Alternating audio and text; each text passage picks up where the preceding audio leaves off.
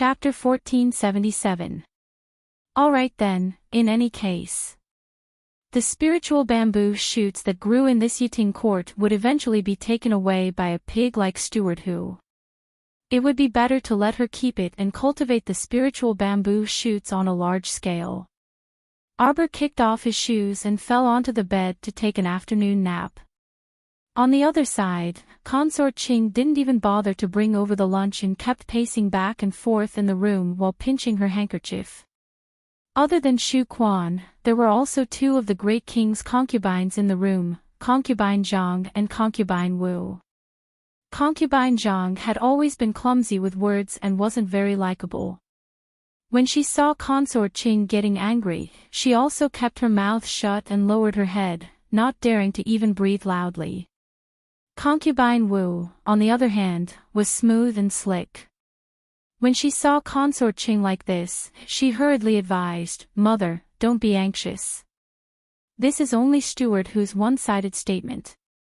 It's very easy for us to deal with a mere servant. There's still a chance for us to make a comeback." When Shu Quan heard this, she sighed.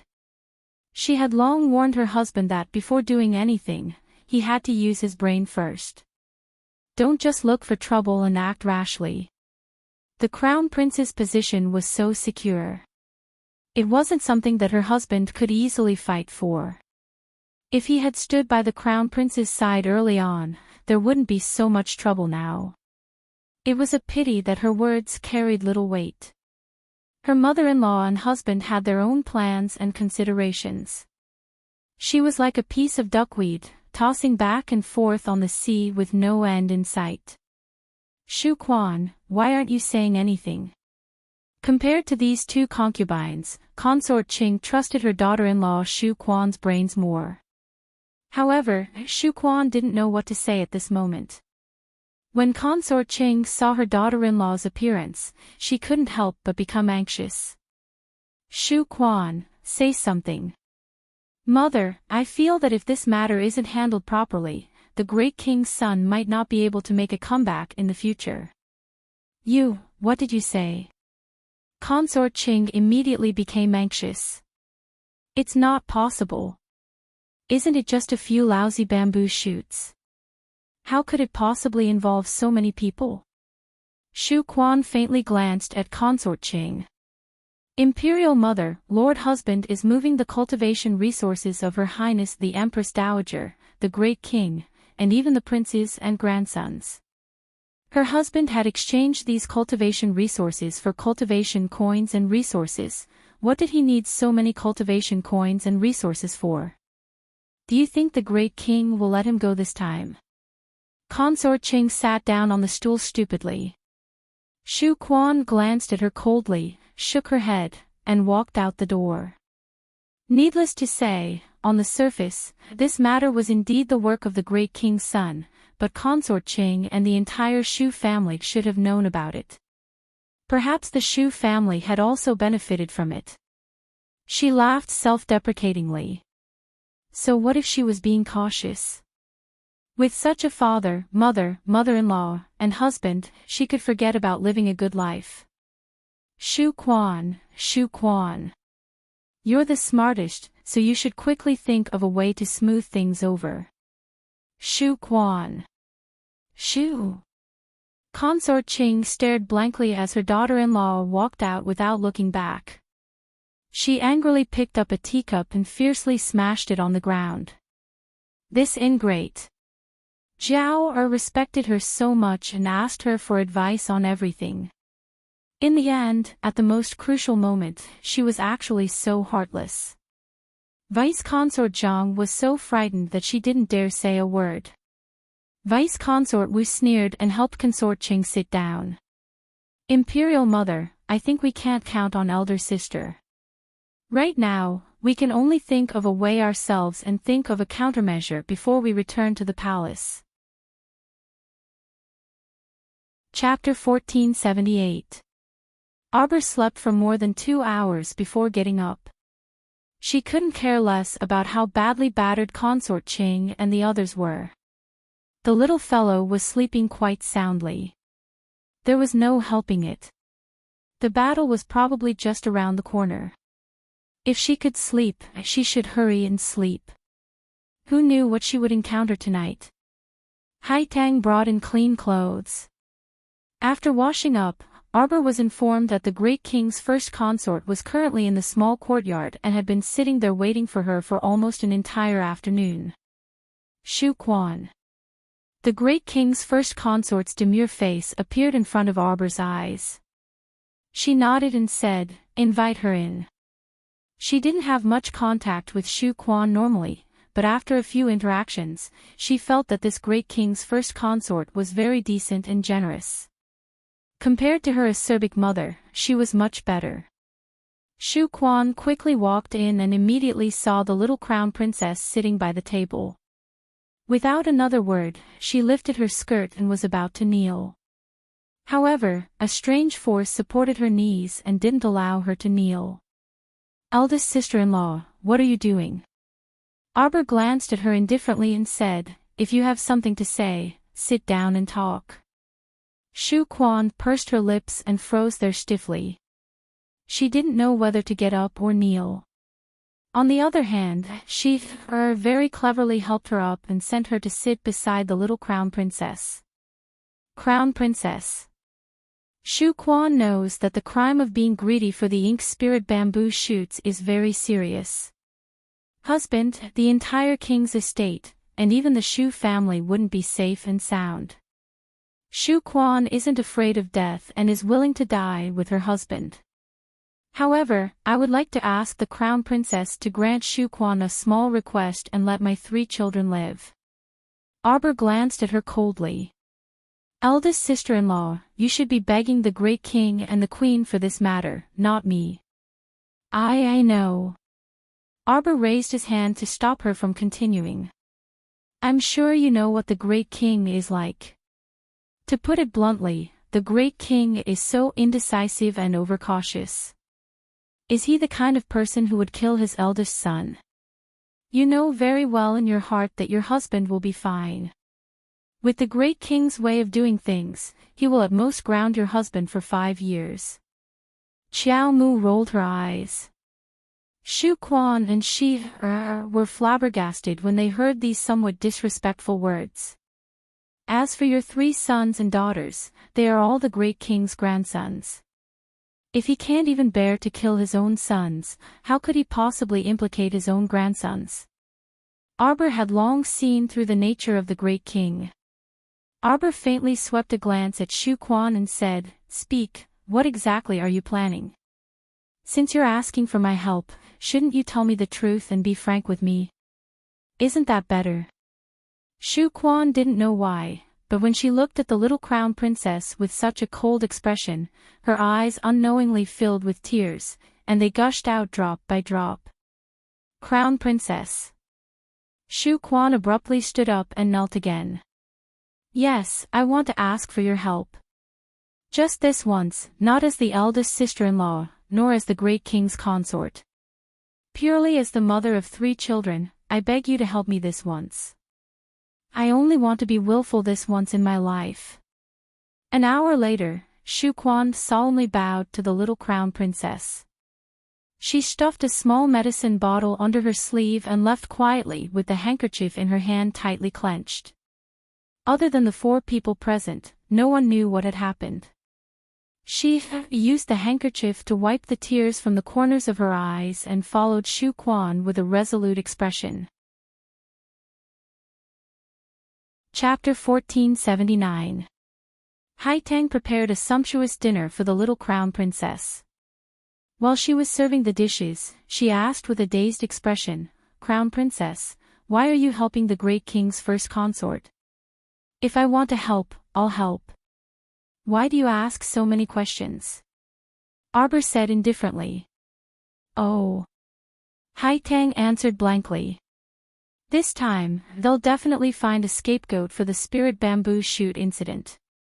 The great king doesn't want to watch his eldest son die, so old consort Shu and the Shu family will definitely be the scapegoats."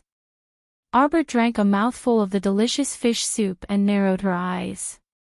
She looked up at Haitang and said, "Haitang, have you practiced cooking before? His Highness said that Haitang must learn anything that the Crown Princess isn't good at. For example, cooking, needlework, farming. That's enough. Arbor interrupted Haitang's words with a dark expression. She freaking felt like there were so many things that she didn't know. Haitang blinked. Crown Princess, don't worry. Just bring Haitang with you wherever you go in the future. Haitang knows how to kill people and steal their goods. Below, Haitang knows how to cook. I know everything. Arbor turned to look at the dazed child and couldn't help but burst out in laughter. Go away. This annoying fellow. Haitang cleaned up the table and walked out obediently. When she reached the door, she couldn't help but look back at Arbor. Crown Princess, you should actually smile more. Arbor paused and shook her head helplessly. Their itinerary this time was to spend 3 happy days in Yiting Court. But looking at the current situation, Her Majesty the Queen and the others weren't in a good mood. They would probably return to the palace tomorrow evening. After all, Empress Xiao was in a hurry to report the spirit bamboo shoot incident to the Great King, and Consort Qing couldn't eat or sleep well, so she wasn't in the mood to play. The two at the top didn't get along well, so their emotions naturally affected the people below. Arbor's bed was newly made, and she had prepared her own bedding. Now, she could roll around on the fragrant mattress. Perfect. Before sleeping, Arbor solemnly pulled Chirps out of the paradise and patted its little head. When Master falls asleep later, remember to wake me up if anything happens in the middle of the night. The little fat squirrel hugged its belly and nodded. In the end, not only did she have a good night's sleep, but when Xiao Mu opened her eyes, she saw that fat squirrel curled up on her pillow with its belly protruding, sleeping even more deeply than her. Xiao Mu was truly speechless. Sure enough, these adorable little animals were each more unreliable than the other. She said she liked beasts. Crown Prince Consort, you're awake. Haitang walked in and curtsied. Her Majesty the Queen sent word just now. Today, all the princesses and young misses will be allowed to play in Yiting Court. Return to the palace before sunset. Arbor nodded, thinking that it was more or less as she had predicted. Queen Zhao was impatient to return to the palace and report the spirit bamboo shoot incident to the Great King. It didn't have much to do with her. Since the first half of the day was free time, then she might as well reluctantly wander around. After the master and servant pair brought along Princess Mi, the trio wandered around Yiting Court for less than an hour before they started to wander around unhappily. It just so happened that there was a mountain-leaning pavilion up ahead, and the scenery looked pretty good. The trio walked over and paused when they got close. They saw Yi and supporting Empress Xiao as they walked into the pavilion, chatting and laughing. Chapter 1480. The two people were followed by a dozen or so smiling royal servants. Some were holding umbrellas, some were carrying food boxes, and some were carrying teapots and teacups. It was obvious that they were going to the pavilion up ahead to have a private chat. Xiaomi blurted out, "Younger sister, why do I feel like that whatever commandery princess looks more like Her Majesty the Queen's daughter-in-law than you?" Arbor stared at Commandery Princess Yi and coldly, and the latter also saw her when she turned around. At an angle that Empress Xiao couldn't see, she pursed her lips at her and smiled provocatively at her with the posture of a victor. Arbor was very disdainful of this. This woman had clearly already married into the vassal king of Nan's estate, so why was she still so oblivious to her status? At this time, the queen also saw Arbor and said with a nod, "Crown Princess, Princess Mi. If you don't have anything else to do, then come over and have a chat with me." Xiaomi tugged at Arbor's sleeve, and Arbor nodded. He walked up with Xiaomi and saluted according to etiquette before sitting down in the pavilion leaning against the mountain. This pavilion was built against the mountain and looked down from above, with a circle of bow-shaped seats set up around it. At a glance, one could see several floating clouds beneath their feet. If it were the early morning, it would definitely be a spectacular sight. After Anne sat down, she instructed Sue to bring over tea and pastries. She then eagerly boiled tea and laid out the pastries for Her Majesty the Queen. Sure enough, she acted more like a daughter-in-law than an actual daughter-in-law. Xiaomi pursed her lips and couldn't resist criticizing, "Oh, Commandery Princess Anne, why do you have to do this servant's work? You're degrading your status. We, the sons and daughters of the Western Wastelands, aren't that particular. Just some plain water will do." Commandery Princess Anne was not angry at Xiaomi's sarcastic remark about her being a servant. Instead, she even smiled at her good-naturedly. It was as if the shrew Commandery Princess Anne that everyone saw as a joke on her wedding day no longer existed. She had returned to that elegant, dignified, and beautiful Commandery Princess Anne. However, Arbor could clearly see great hostility and resentment in the woman's eyes. What was she pretending for? Xiao Mu swept her a glance before retracting her gaze. "Your Highness, please try this tea." A smile flitted across Commandery Princess Anne's beautiful face, and she presented a plain patterned teacup to the Queen with both hands. Empress Xiao nodded and motioned for her to put it down. "Crown Princess, you." Empress Xiao's gaze fell on the little fellow's head. In addition to a unique phoenix hairpin, there was also a bright and glistening flower embedded in the hair. "It's the jasper begonia flower." Empress Xiao blurted out. This jasper begonia looked even bigger than the one the Empress Dowager had. It looked really nice on the little crown princess's head. Arbor thought that the Queen had taken a fancy to the only phoenix hairpin on her head. She hurriedly raised her hand to touch it and said, "I can't give this to you. Mo Lien made this for me, so it's mine." The Queen, on the side, Green Mammy rolled her eyes and said with a pout, "Crown Princess, our Her Majesty the Queen doesn't lack jewelry." "Then that's good." The little Crown Princess put down her small hand and said with a nod, "Even if you like it, I won't give it to you. It's mine." The Queen, why did she suddenly want to kill this daughter-in-law so much? Inhale, exhale, inhale, exhale.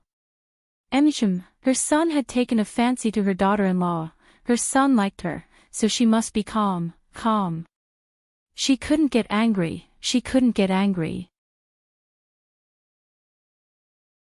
Chapter 1481. The Queen took a deep breath and tried her best to put on an amiable expression. Don't be angry. I can't anger my daughter-in-law to death. Crown Princess, this Queen is very fond of the jasper begonia you are wearing on your head. This flower is even bigger and brighter than the jasper begonia that this Queen saw at Her Majesty the Queen Dowager's place. Oh. Only then did the little Crown Princess realize that Her Majesty the Queen was looking at the flower on her head. Speaking of this flower, it was because she had casually removed a stalk of jasper begonia from the paradise when she was washing up in the morning. Haitang was so fond of it that she insisted on snatching it and trimming 3 to 4 flower ornaments out of it. How could the little Crown Princess be so happy to wear a flower on her head? She wasn't a plant, so why would she wear a flower? Yet after Haitang put it on her head, she thought that it looked pretty good, so she also wore it. The little Crown Princess thought that she couldn't waste the remaining flower ornaments, so she warmed them up with medicine and put them into separate boxes. Now that the Queen mentioned it, she took out 2 boxes, handing one to the Queen and the other to the impatient Xiaomi. "If you like it, then wear it. I have soaked this flower in medicine, so it should be able to stay bright for 10 days to half a month." Empress Xiao opened the box to take a look. She couldn't help feeling delighted when she saw the 2 exquisite, jade-colored flower ornaments inside. Needless to say, Xiaomi was grinning from ear to ear. She put away the box into her inner world and cupped her hands at Xiao Mu. Younger sis, thank you so much. Before Empress Xiao could reply with a smile, Commandery Princess Yi and widened her eyes in shock. She looked like she had been provoked, and she nearly jumped up from her stool. She rushed up to snatch the box in Empress Xiao's hands. Your Majesty the Queen, you mustn't. This flower is poisonous. Empress Xiao's eyelid jerked, and the box in her hands was nearly snatched away by Yi En. What are you doing? Empress Xiao's face darkened in displeasure. Your Majesty, please believe Yi En's words and immediately summon the royal physicians who came with you. If they can't detect that this flower is poisonous, then Yi En is willing to eat this flower. Ridiculous. Queen Zhao rebuked angrily. Then, she turned to look at the young crown prince consort with some suspicion in her eyes. The young crown prince consort shrugged nonchalantly and said, then let's invite the royal physician to examine it. This queen believes the crown prince consort. Queen Zhao glanced at Yi En coldly and said, Yi En, you truly were too disrespectful today. At the start, Empress Xiao's to Empress Xiao, Empress, and the queen's, Empress. She saw that the jasper begonia on the crown princess's head was pretty, so the crown princess gifted her the remaining begonia flowers. How could she have planned this out in advance when this matter was so random? How could she have made the crown princess poison the begonia flowers in advance? She wasn't an idiot. Empress Xiao glared at Yi En irritably. All right, stop fooling around. Your Majesty, the crown princess herself said that she had soaked this flower in medicine. Arbor and Xiaomi both rolled their eyes. The little crown princess crossed her arms grumpily as she ordered Haitang, go invite the royal physicians over. If the test shows that there's nothing wrong with my flowers, Yi En, you said it yourself, eat these 2 flowers. Empress Xiao twitched her mouth. She couldn't bear to eat flowers even if Yi En wanted to. How could such precious jasper begonia flowers be eaten? Soon, 2 royal physicians were summoned to the mountain-leaning pavilion. Chapter 1482. After the 2 people went up to perform the greetings, they conducted a strict and repeated test for poison on the 2 jasper begonia flowers inside Empress Xiao's box. The results naturally made Yi En feel terrible. These flowers were actually not poisonous. Not only that, but the 2 royal physicians were also praising them endlessly, saying that these begonia flowers were extraordinarily effective.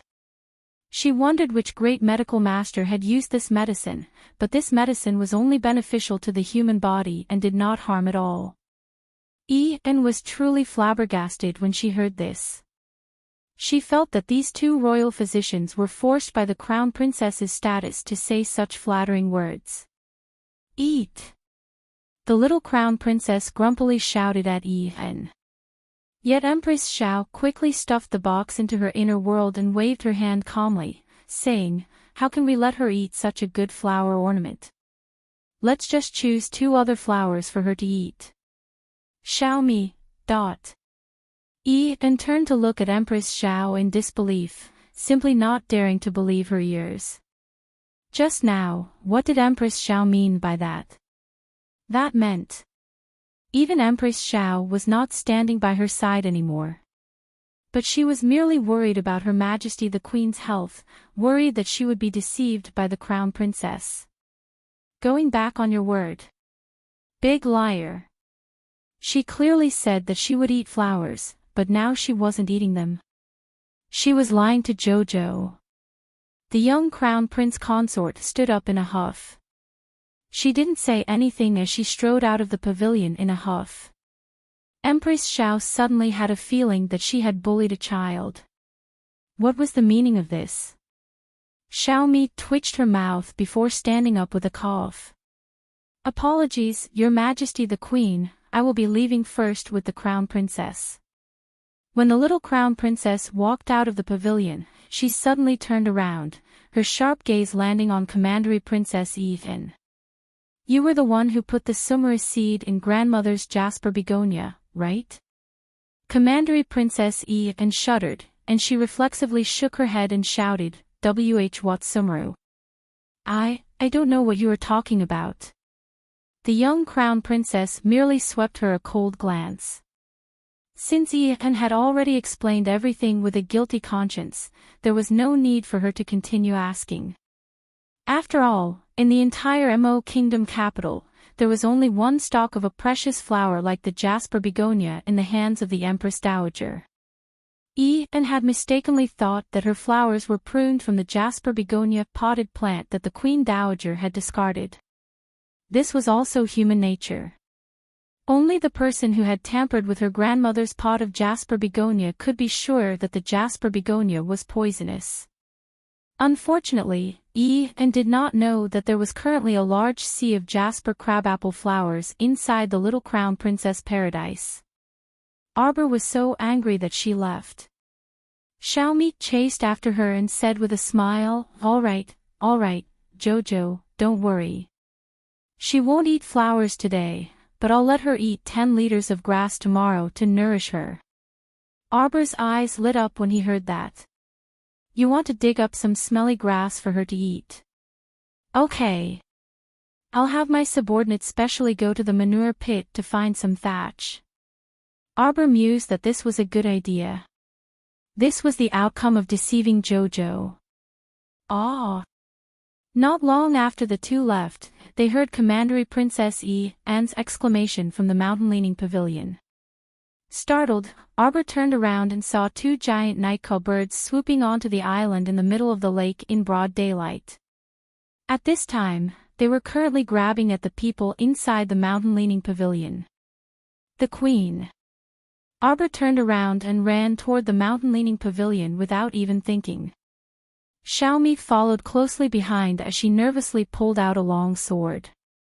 However, before Arbor could run 2 steps, she lost her grip on the sword and it fell to the ground with a clang.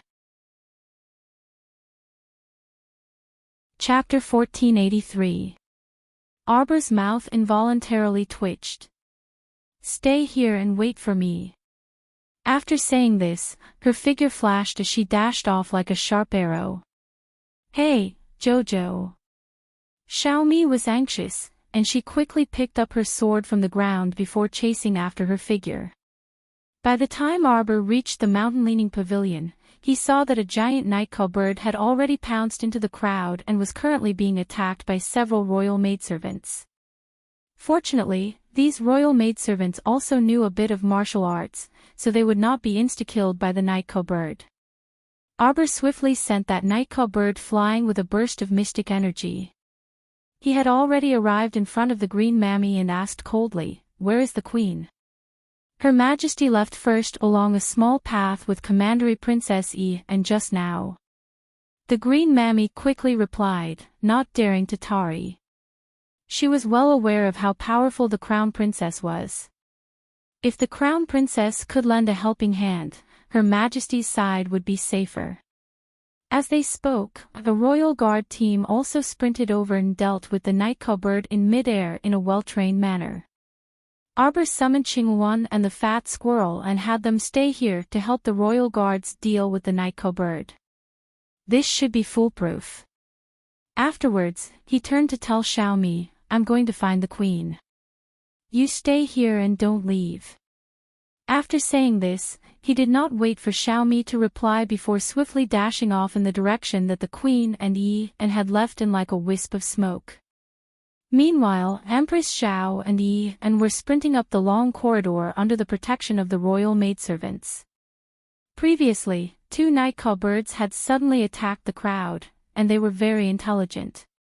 One of them stayed behind to deal with the royal maidservants, while the other followed the queen and closely. Fortunately, when the 2 people dashed down the short corridor, that nightcall bird that was relentlessly pursuing them was scraped by the eaves of the corridor, and it was sent flying with a sharp cry. Empress Xiao hurriedly turned around and threw out a burst of Xian energy. In her haste, she missed the target and angered the night cowbird that was rolling on the ground. It got up and flapped its wings, viciously chasing after the two of them. And shrieked and turned into the corridor in a panic, running toward the small garden up ahead. At this moment, 4 or 5 shadow guards caught up, and the pressure on the queen's side was greatly reduced. The shadow guard surrounded and attacked the night cowbird. At the same time, they turned to Empress Xiao and called out, "Nyang Nyang, you go first." Empress Xiao nodded and said, "Be careful," before following and to the other end of the art gallery. There were many flowers and plants planted on both sides of the long corridor. Normally, they looked very pleasing to the eye, but when they were running for their lives, they were always tangled up by the branches and leaves, making them very unsightly. And ran to the end of the long corridor in a spurt of energy. Just as she was about to pass through the small arched door, a pair of rotting wings suddenly dropped down in front of her. She saw something that looked like a long-necked crane abruptly appear in front of An. It suddenly opened its monstrous mouth and bit at An's arm. "Ah!" An shrieked with a pale face as she covered her mouth with both hands. The queen rushed over with flying steps. Then, she picked up the spiritual dagger in her hand, and threw it over. The dagger carried a trace of flowing light, and pierced straight into the long-necked crane's head. It immediately fell to the ground. The queen quickly ran up and pulled out the short blade from the long-necked zombie crane's head. She wiped the blade carelessly with a handkerchief before pulling An along and saying, "Let's go quickly, what are you spacing out for?" An quivered and quickly nodded. She then passed through the small garden with Empress Xiao and ran toward the main entrance of Yiting Court. Chapter 1484. Just as the two people passed through the garden path, they saw 4 to 5 long-necked zombie cranes swooping down from midair. Anxious, Queen Xiao stared at the spirit artifact dagger in her hand and subconsciously swung it. In a split second, the dagger suddenly expanded by a dozen or so inches and turned into a treasured sword. Without any explanation, it cut off the head of one of the corpse cranes. This spiritual weapon short blade was given to her by Arbor previously. Back then, it was the giant ape who seized it from Northern Wei's 5th Highness, Wei Nanshu. Arbor had given it to Empress Xiao as a present, so it had saved her life this time. While Empress Xiao was fighting the remaining zombie cranes, An had already found an opening to slip away first. When Empress Xiao finished dealing with those zombie cranes and looked back, she saw that An had already run to the pavilion on the other side, with one foot about to enter the pavilion. Empress Xiao also quickly ran over. Right now, she was already exhibiting an extraordinary speed, so she didn't care about her image when she was fleeing for her life. She dashed over in a disheveled manner, and just as she reached the bottom of the steps, she heard the stern cries of the zombie cranes in midair. At this time, she already appeared to be mentally and physically exhausted after a series of battles. As a result, she didn't even dare to look back as she quickly ran up the steps. Just as she was about to dash into the pavilion with and to take shelter temporarily, she saw the 2 iron doors abruptly slam shut in front of her. Empress Xiao stared at those 2 closed doors in shock. Unable to stop in time, she bumped into the tightly shut doors with a bang. She couldn't resist pounding on the doors as she shrieked, "Ian, hurry and open the door." Ian was scared to death, so how would she dare to open the door? She hastily braced her back against the door as she shook her head in fright. "No, I can't, Your Majesty. There are too many zombie cranes outside, so I can't open the door." Ian. The queen simply didn't dare to believe her ears. That commandery princess and who expressed her filial piety to her day in and day out, wishing that she could treat her as her own mother-in-law. Such a demure, elegant, and beautiful commandery princess and would actually treat her like this at a critical moment. The queen turned around and saw a group of over 100 corpse cranes flying towards her. She had already dealt with a few corpse cranes earlier, so how could she have the strength to continue? He couldn't help but think to himself, my life is over. Empress Xiao's face turned snow-white in a split second. She turned around and patted the tightly shut iron door, unwilling to give up. Ian, let me in. On the other side of the door, Ian once again fixed the door sills on the door. Her entire body was trembling uncontrollably, drenched in sweat, as though she had been fished out of the river. No way. She couldn't open the door. With her mediocre skills, if she opened the door, she would die together with Empress Xiao. She was still so young, only 17 years old. She couldn't die like this. In any case, Empress Xiao was also getting on in years, so she could just die by herself. Don't implicate her. Ah! Hearing Empress Xiao's screams outside the door, Anne's heart clenched tightly. She clutched the front of her clothes as she muttered to herself, I'm not being selfish, I'm not being selfish. I just don't want to die, I don't want to die, I don't want to die. She covered her ears with her hands as she hastily ran into the attic. She hid at the bottom of the stairs and hugged herself into a ball, not daring to make a sound while trembling. Queen Zhao was drenched in cold sweat as she fought against the flying corpse cranes in a life-and-death struggle. Chapter 1485. She really didn't expect that this trip to Yiting Court would be the day of her death. Empress Xiao couldn't help but smile sadly. She didn't expect that after scheming and scheming, she would end up including her own life. However, she didn't regret it. Consort Cheng and that restless son of hers had delusions of making a move against her crown prince. She naturally had to deal with them before they succeeded so as to avoid harming her son. After Empress Xiao killed another zombie crane, her right arm felt sore and limp, and it drooped down powerlessly. She chuckled self-mockingly as she looked at the flock of zombie cranes that kept pouncing toward her. It turned out that no one could remain calm in the face of death. Because this kind of death was so unacceptable. Roar! After the giant ape's furious roar, the earth trembled incessantly. The giant ape kicked aside two zombie cranes and ran toward her with a thud. Empress Xiao looked up in shock and saw a stoic-faced little lady jumping down from the giant ape's head. After glancing at her, she directly started cleaning up the surrounding zombie cranes without a second word. Countless vines squirmed out from her sleeves and whipped at the surrounding zombie cranes. Accompanied by several hundred ice blades piercing through the air, all the approaching zombie cranes were severely injured by her thunderous methods. Empress Xiao only felt her eyes heat up, and an indescribable emotion swelled up in her chest. Sure enough. It was still better to kiss a daughter-in-law. A coquettish bitch like and really couldn't be trusted. No matter how critical she was of this little stoic daughter-in-law before, her daughter-in-law still ran over to save her without any hesitation for her son's sake when encountering such a crisis.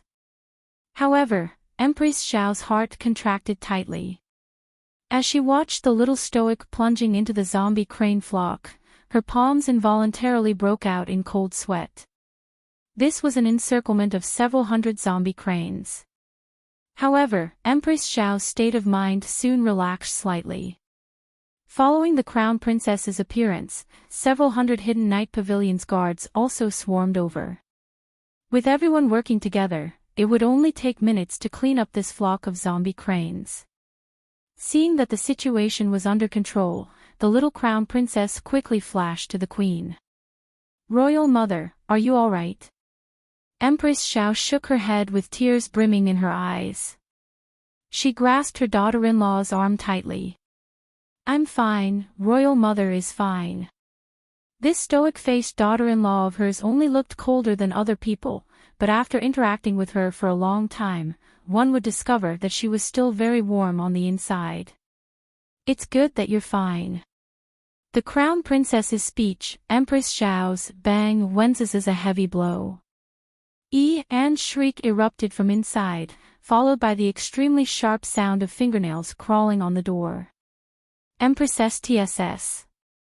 Xiao Mu pushed the queen to the side and kicked open that iron door with a vigorous kick. That iron gate weighed 500 kilograms, but his daughter-in-law was truly valiant. With this kick, that gate collapsed inwards with a loud rumble. Empress Xiao was shocked and couldn't help but sigh ruefully. If this kick landed on a person's body, it would definitely be a kick that could take that person's life. Following the iron gate's collapse, Anne's disheveled figure rolled out from inside, followed by two squawking zombie cranes. Two rattan vines whipped at the zombie cranes, and with two bangs, the zombie cranes' heads exploded. Chapter 1486. These two zombie cranes had charged in from the second floor's fence and flew to the first floor's pavilion. They found Anne, who was hiding in the stairwell, before launching an attack on her. At this time, Anne had lost all color in her face, and she was trembling all over. Meanwhile, Empress Xiao's expression had also turned very unsightly when she saw this woman. When she recalled how this woman had shut the iron gate tightly in front of her, selfishly not letting her in to hide, the fury in Empress Xiao's chest could not be soothed no matter what. Arbor drew an ice sword and aimed it at Commandery Princess Anne's chest. He asked with an icy expression, "You were caught?" Anne immediately shook her head like a rattledrum. She looked at the young crown princess in horror and screeched repeatedly, "No, no, no. I'm not injured, I'm not. Look, look." Anne hastily exposed her arms. Sure enough, there was not a single wound on her snow-white arms. I have a defensive mystic weapon. I won't be injured," Anne said hastily. Empress Xiao swept her a glance with a sneer before turning to leave with Arbor with a harumph. Anne's complexion turned ghastly pale at once. When she recalled what she had done to the queen, she couldn't help but beat her chest in regret. Great, now that the Queen Dowager did not like her, even Her Majesty the Queen would not like her after today. Damn it! How could she maintain a foothold in the royal palace like this? Seeing Empress Xiao dragging her youngest daughter-in-law away without looking back, Anne was inwardly resentful. However, she had only taken a few steps down the steps with her head hung low. She suddenly paused when she felt a tingling itch near her navel. When she touched it with her hand, she actually felt several drops of blood. Anne was shocked and hurriedly lowered her head to look. With a pair of trembling snow-white hands, she slowly lifted up her torn clothes a little. Her pupils contracted. Sure enough, Anne saw that there was a small, shallow wound next to her navel, and there were even traces of blood seeping out. How was this possible? Anne's face instantly turned ghastly pale, and her legs swayed as if she was about to fall over. Could it be that when the two corpse cranes pounced on her just now, they were accidentally torn apart by their sharp claws? Anne's body swayed at once, and she looked like the sky was about to collapse. No, nothing will happen. Looking at her skin, it is still bleeding. Since it is bleeding, it means that there is no problem. If they were zombified, it was impossible for them to bleed. Yes, that must be it. Anne took a deep breath and kept consoling herself. When she looked up again, she saw that the little crown princess and Empress Xiao had gone far away. She didn't dare to delay any longer and hurriedly chased after them. Afraid that the little crown princess would discover the wound near her navel, Anne hastily moved her belt up to cover the wound. Fortunately, that wound was relatively shallow, and it stopped moving after a few drops of blood seeped out. As a result, no one would be able to tell that there was a small wound on her stomach. At this time, the stoic-faced little crown princess suddenly turned around and gazed at her suspiciously. Ian was startled, and she reflexively tensed up her body. She looked at her with slight trepidation. Grand Crown Princess, I think we had better leave this place as soon as possible. What are you panicking for? Arbor gazed at her coldly. She had already received the news. The well-trained hidden guards had split up into teams to clean up the corpse cranes. Meanwhile, Consort Qing, Lu Fei, and the other royal concubines had only received a bit of shock, and they had already been brought to the main hall by the guards. Chapter 1487. After all, they had made ample preparations beforehand. As long as anyone dared to cause trouble in Yiting Court, regardless of whether they were corpse cranes or night cowbirds, they would not be able to escape the fate of being exterminated. However, the other party had caused such a huge commotion just to scare these weak imperial concubines. Arbor frowned slightly as she escorted Empress Xiao and the others to the main hall to meet up with Consort Qing, Lu Fei, and the others. Xiao Mi quickly walked over. Seeing that she was fine, she couldn't help but sigh in relief. How is it outside? There are still many corpse cranes outside. The guards have already formed teams to clear them out. Everyone, don't go out for now.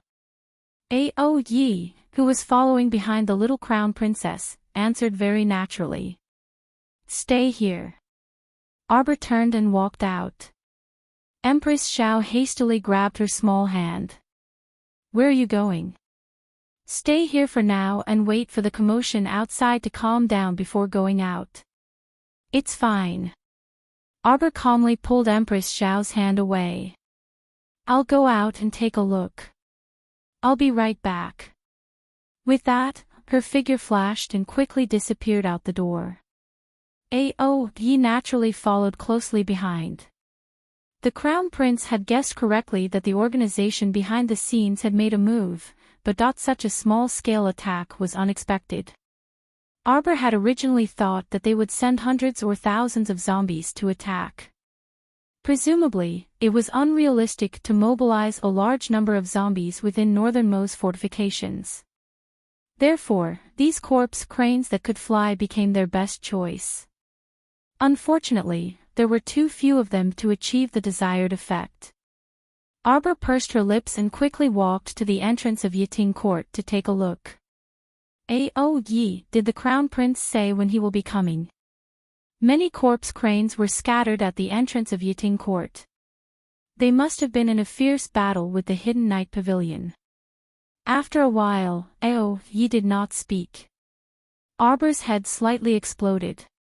She abruptly turned her head and came face to face with a stiff face covered in rotten flesh. That zombie had grown a pair of incomplete wings on its back. It opened its mouth and moved very quickly to attack her. It opened its mouth so wide that it was almost as wide as its face.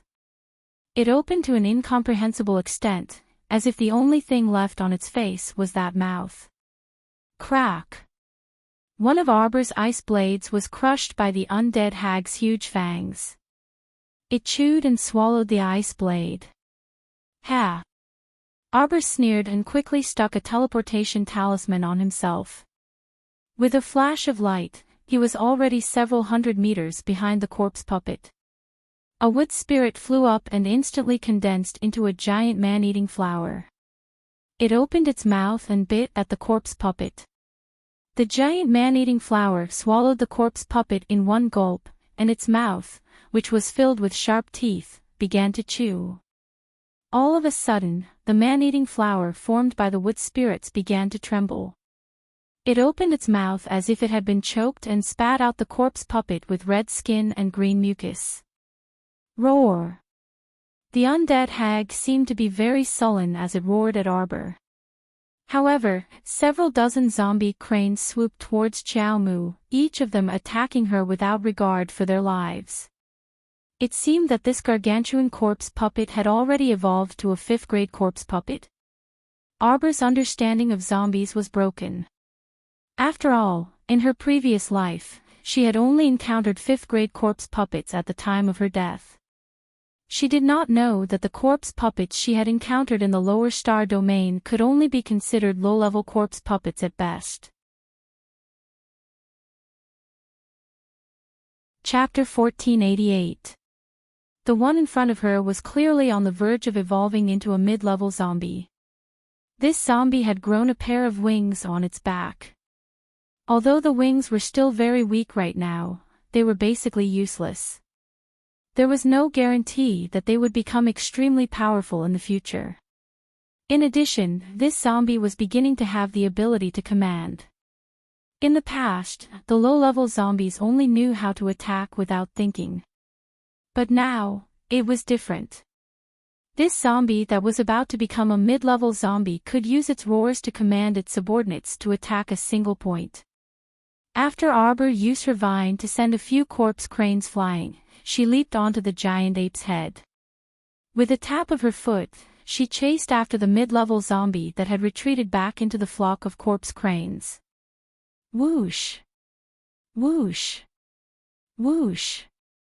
Arbor waved her hand, and countless ice crystals flew toward the zombie. At the same time, her slender figure had already arrived in front of the mid-level zombie. The startled swan dagger suddenly flew out of her conscious and directly attacked the zombie's head, flying over its head with a whoosh. The mid-level zombie tilted its head, dodging the startled swan dagger's attack. As if sensing the great danger of death, it suddenly roared like a madman, attracting even more corpse cranes. Suddenly, a shocking bolt of lightning and fire landed on the mid-level zombie with a boom. Without waiting for the zombie to struggle, it was roasted to cinders by the sudden bolt of lightning and fire. Arbor was slightly alarmed. She only felt that this person's attack was swift and fierce. His cultivation was probably on par with Mo Lien's, but she quickly turned her head and first glanced at Aoyi, who was lying on the ground, unable to get up. When she saw that he was fine, she couldn't help but relax. Then, she looked up at the man who had suddenly floated in front of her. Arbor opened her mouth slightly, and her body inexplicably entered a state of alert in an instant. This was the first time she had met young Master Omega Kotoku face to face since leaving the Qin estate. Her heart trembled, and her small face turned slightly pale. The second young master in front of her was wearing a light purple robe. His flowing black hair was slightly scattered by the wind. It's this face. Xiao Mu was startled, and she suddenly reached out to touch the defensive boundary that had encircled her. This sudden feeling of restraint almost suffocated Arbor. He kicked the transparent barrier of the defensive barrier and said coldly, "Let go. Let's talk."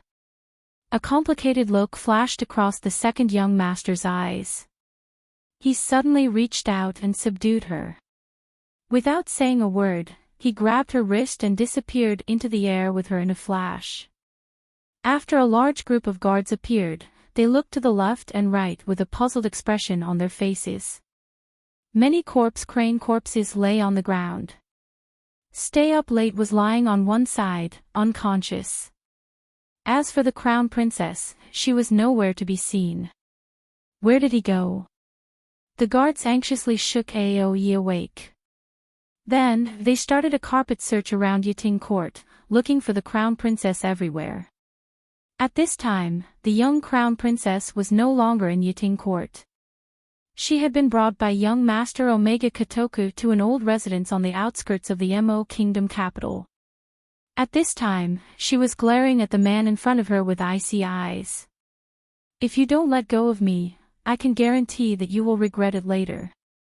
The second young master sighed, his gaze firmly landing on her. "Jojo, I had a dream. A very, very long dream. In the dream, I saw you, and I saw myself. Bye-bye."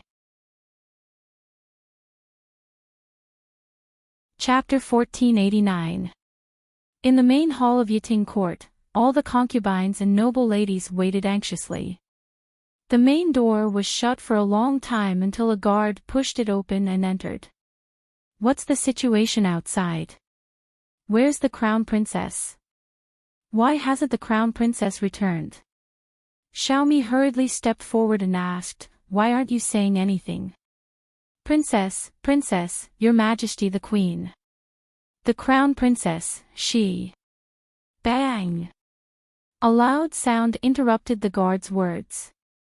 Sensing that the sound came from above, the group of powerless concubines and noble ladies involuntarily cried out in alarm and looked up. Gotcha! A small piece of tile was stepped down from the roof. Everyone saw a sharp corpse crane's claw reach in through the crack and couldn't help but huddle together in fright. We can't be surrounded by a group of corpse cranes, right? Fourth Princess Mo Shuang suddenly shrieked, startling her mother, Lu Fei, who was sitting beside her. Seeing the queen and consort Qing glaring angrily at her, Lu Fei hastily raised her hand to stop the noisy fourth princess. Mo Shuang, shut up. How can I shut up? Now that we're facing a great disaster, are you not even giving me the chance to speak the truth? Mo Shuang jumped up from her stool and paced back and forth in front of everyone. If this continues, we'll all be finished. Hurry and think of a way to charge out. Bailey Zhen withdrew the smile on her face and suddenly summoned a double-winged golden-striped leopard.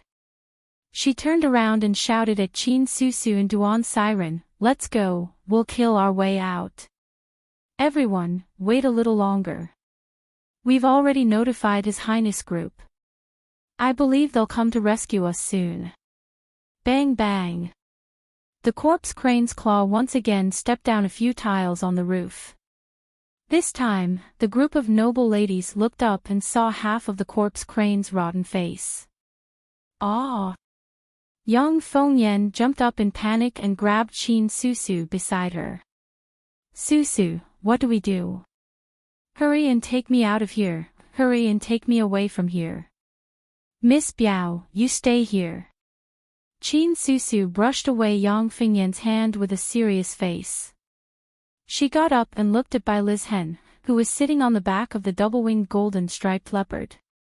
She nodded and rushed out the door with Duan Siren and the others. Qin Susu and Duan Siren both summoned their mystical beasts, the green-eyed spirit wolf and the fire-furred rabbit. As soon as they stepped out of the door, they saw more than 10 corpse cranes pouncing in their direction. The three of them worked together and shot their profound energy in all directions. Very quickly, they eliminated those corpse cranes that pounced in front of them. When he looked up, he saw 4 to 5 corpse cranes circling around the roof of the main hall. There weren't many of them, but these long-necked cranes had sharper claws and could tear the roof tiles apart in a few moves. In a flash, the three of them flew up to the roof at the same time. They were about to get rid of the corpse cranes. Suddenly, a loud roar came from behind. Qin Susu, Duan Siren, and Bai Lizhen immediately felt their hair stand on end as they turned around. The three of them instantly formed a triangle, allowing them to see the situation from 3 different directions. Following the loud roar was a corpse puppet with a pair of incomplete wings on its back. It was extremely ugly. As it moved, the rotten flesh on its body fell off piece by piece. Duan Siren almost vomited her dinner from last night. This corpse puppet gave people a very bad feeling. It was as if the three of them were working together, but it was still somewhat strenuous to deal with it. Qin Susu's eyes suddenly flashed. She instantly attacked, thrusting her long sword towards the corpse puppet's neck. Chapter 1490. However, the instant the sword landed, it deviated slightly and did not hit the zombie. Instead, it completely infuriated it. The rotting zombie bellowed angrily, and several dozen long-necked zombie cranes descended from the sky and attacked the trio while flapping their wings. After Duan Siren and Bai Lizhen chopped off the heads of 2 zombie cranes, they looked up and saw Qin Susu being kicked off the roof by a zombie and rolling all the way down. Roar! The zombie gathered all the zombie cranes and attacked the duo. Just as the dozen or so zombies were about to pounce on them, several whooshing sounds pierced through the air. The arrows flying over instantly shot into the zombie crane's head. The zombie roared angrily at the sky, but before it could leap forward, a purple flame landed on its body like a streak of light, roasting it into a chunk of charcoal that scattered on the ground. Duan Yu and Situ Yi flew to the roof in an instant and cleaned up the surrounding several dozen zombie cranes with a swing of their swords. Duan Siren gasped for breath and looked up at Duan Yu. She involuntarily called out with a wide grin, "Fourth brother." However, Duan Yu coldly swept her a glance and did not say anything. After exchanging a look with Situ Yi, the two of them flew down and landed on the steps in front of the main hall. When Empress Xiao and the others heard the sounds of rescue, they quickly opened the door and walked out one after another. The crown prince was dressed in a long black robe and had his hair bound by a jade crown, his back straight. With his back facing Empress Xiao and the others, he whispered to someone before waving his hand to have Yu Xiu lead a group of dragon saliva guards to investigate the situation. On the other side, the Royal Guard Commander Hui Feng and his younger brother Hui Fan also led a group of people over and were cleaning up the remaining zombie cranes along the way. When Empress Xiao saw that her son had arrived, her eyes couldn't help but heat up, and she quickly walked down the steps. Mo Lian saw her mother running over when she turned around, so she went up to support her mother. "Royal Mother, you must have been frightened." Empress Xiao quickly shook her head. "It's nothing. Quickly bring more people to look for our daughter-in-law. Our daughter-in-law asked us to stay in the main hall. She ran out alone and hasn't returned yet." Mo Lian was stunned. She turned around and frowned at Stay Up Late, who was running toward her. "What's going on?" "Your Highness, the Crown Prince Consort and this subordinate have arrived at the entrance of Yiting Court. Originally, this subordinate wanted to wait there to meet up with Your Highness. Who knew that we would encounter an evolved corpse puppet with wings? During the fight, this subordinate was suddenly hit by an unknown mystic energy and fainted on the spot." Stay Up Late knelt down and blamed himself. "I'm useless. I couldn't protect the Crown Princess. Please punish me, Your Highness." Mo Lian wasn't in the mood to punish him. She turned around and headed straight for the entrance of Yiting Court. His little Crown Princess had disappeared at the entrance of Yiting Court. That could only mean one thing: someone had kidnapped his Crown Princess during the chaos. He suddenly felt a little apprehensive. Could it be that this farce in Yiting Court was actually aimed at kidnapping her? "Follow him," Liang Qingxing hurriedly called out. A group of sect disciples with excellent combat strength followed the Crown Prince to the entrance of Yiting Court. However, when the Crown Prince and the others arrived at the place that Stay Up Late had pointed out where the little Crown Princess had disappeared, they saw a middle-aged man wearing a metal ghost mask leading a group of more than 3,000 men in black. They suddenly jumped in from outside the wall and attacked the group without a word. Chapter 1491. After exchanging a look with Duan Yu, the Crown Prince abruptly turned and dashed toward the back of Yiting Court's garden. His speed was so fast that it was like a streak of light streaking across the horizon. The man in the Iron Demon mask was taken aback. Then, he waved his hand and led more than 3,000 subordinates in pursuit of the Crown Prince's group.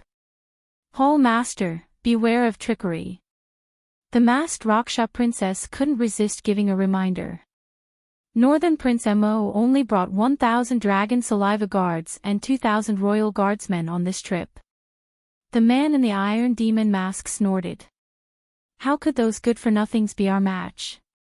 "Chase!" As soon as he said the word chase, the group of black-clothed men who were rapidly dashing after him all increased their speed, gliding past like cold stars. Under the dusk of the night, the Crown Prince, Duan Yu, Situ Yi, and a group of about 100 sect disciples were seen dashing to the back of the garden. The Crown Prince suddenly stopped. Duan Yu and the others also naturally stopped and turned to look at the group of black-clothed men who were rapidly chasing after them and surrounding them.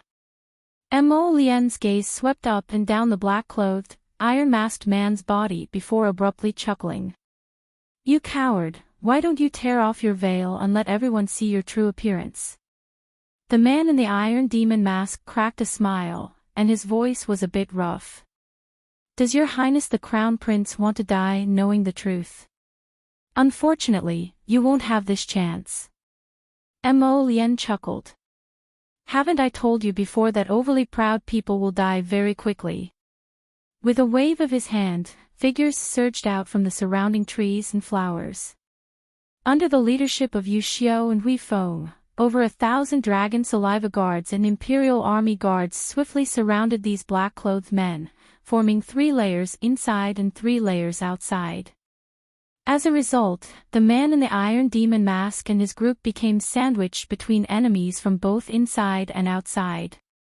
However, he smiled mockingly at Mo Lien. "You think these little guardsmen from the lower star domain can take us down?"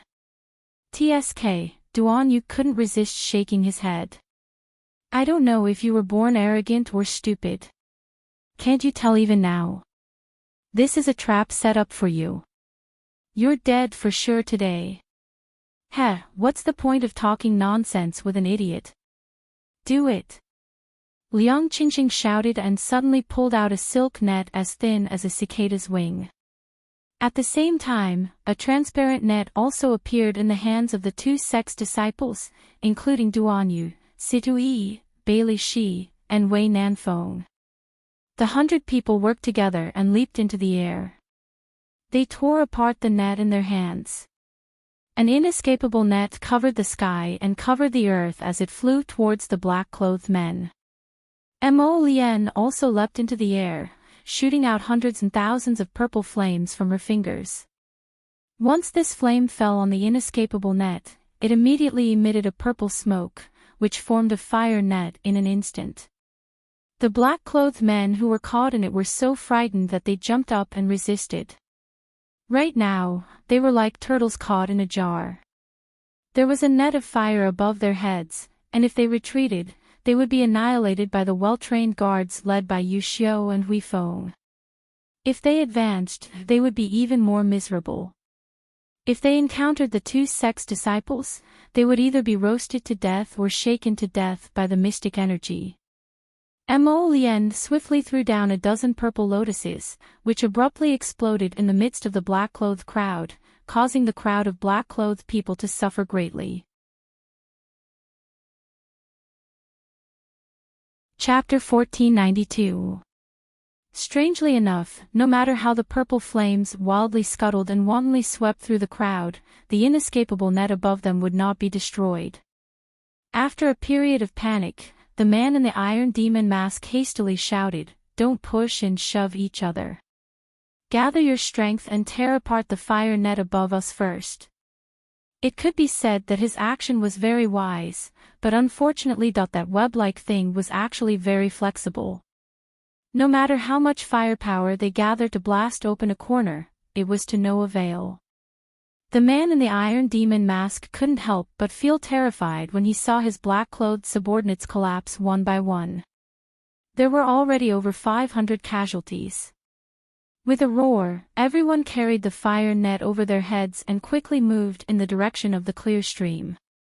However, his movement disrupted the formation instead, allowing Yu Xiao, Hui Feng, and the other royal guards to quickly pounce on him and swiftly kill over 200 people. The Raksha princess blended into the crowd and didn't even dare to breathe loudly. She only felt that if this continued, their group would probably be wiped out by the crown prince and the others. "I'll leave it to you guys." Mo Lien was anxious to find his wifey, so how could he have the time to continue bickering with the man in the iron demon mask?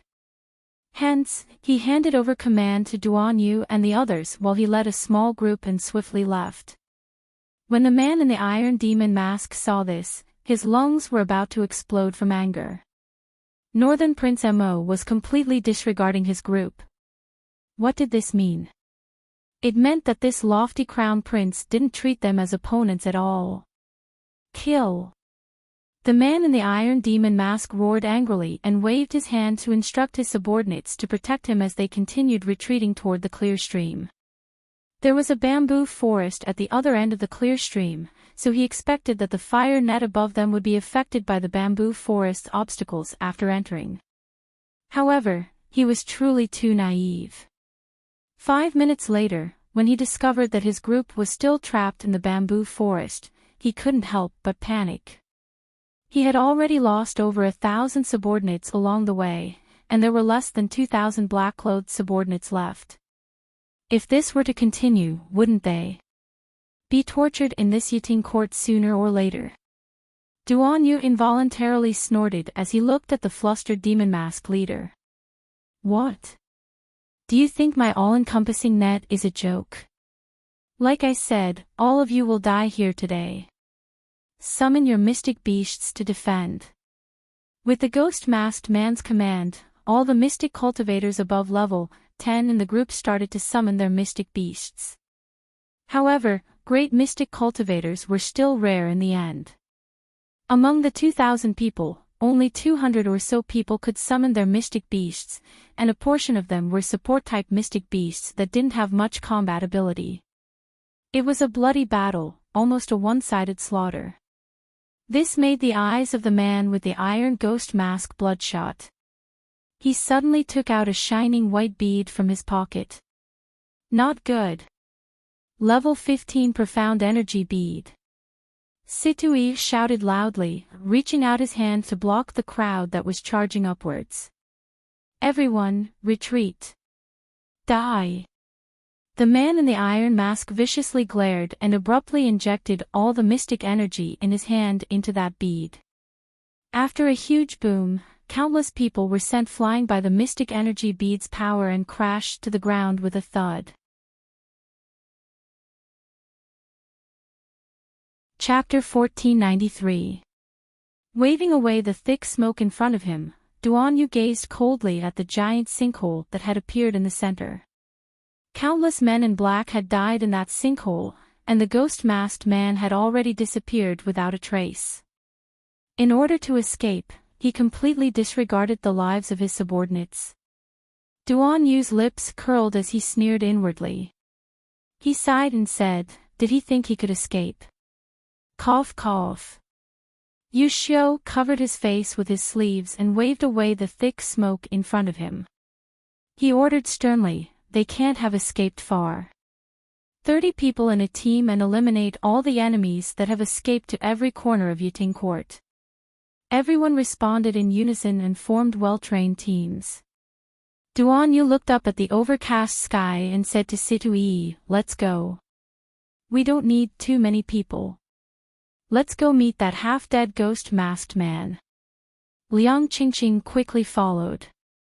I also want to go and see what kind of person is pretending to be a ghost over there.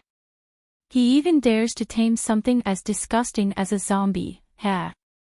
In the outskirts of the Mo Kingdom capital. Inside a pitch-black old residence. The sky had completely darkened, and lightning flashed across the night sky. It looked like a heavy rainstorm was about to descend. Arbor didn't know how long she had been cooped up in this small room. She was so irritated that she kept kicking the defensive barrier in front of her. That damn Omega Kotoku, why hadn't he died from mystic energy exhaustion after trapping her in this defensive barrier for such a long time? Creak. There was a light sound. The door was pushed open. Staring at the young sir who walked in, Arbor's eyes could practically shoot out flames.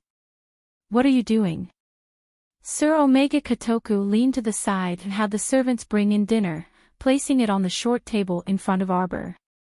After the door to the side room closed, there were only the two of them in the room, and the air instantly stilled. I said just now that I only want to have a good talk with you. On the other side, Mo Lien, who had led her men out of Yiting Court and was carefully searching along the lake, suddenly paused in her steps. She took out a green vine from her inner world and gripped it tightly. There was actually no reaction. Why?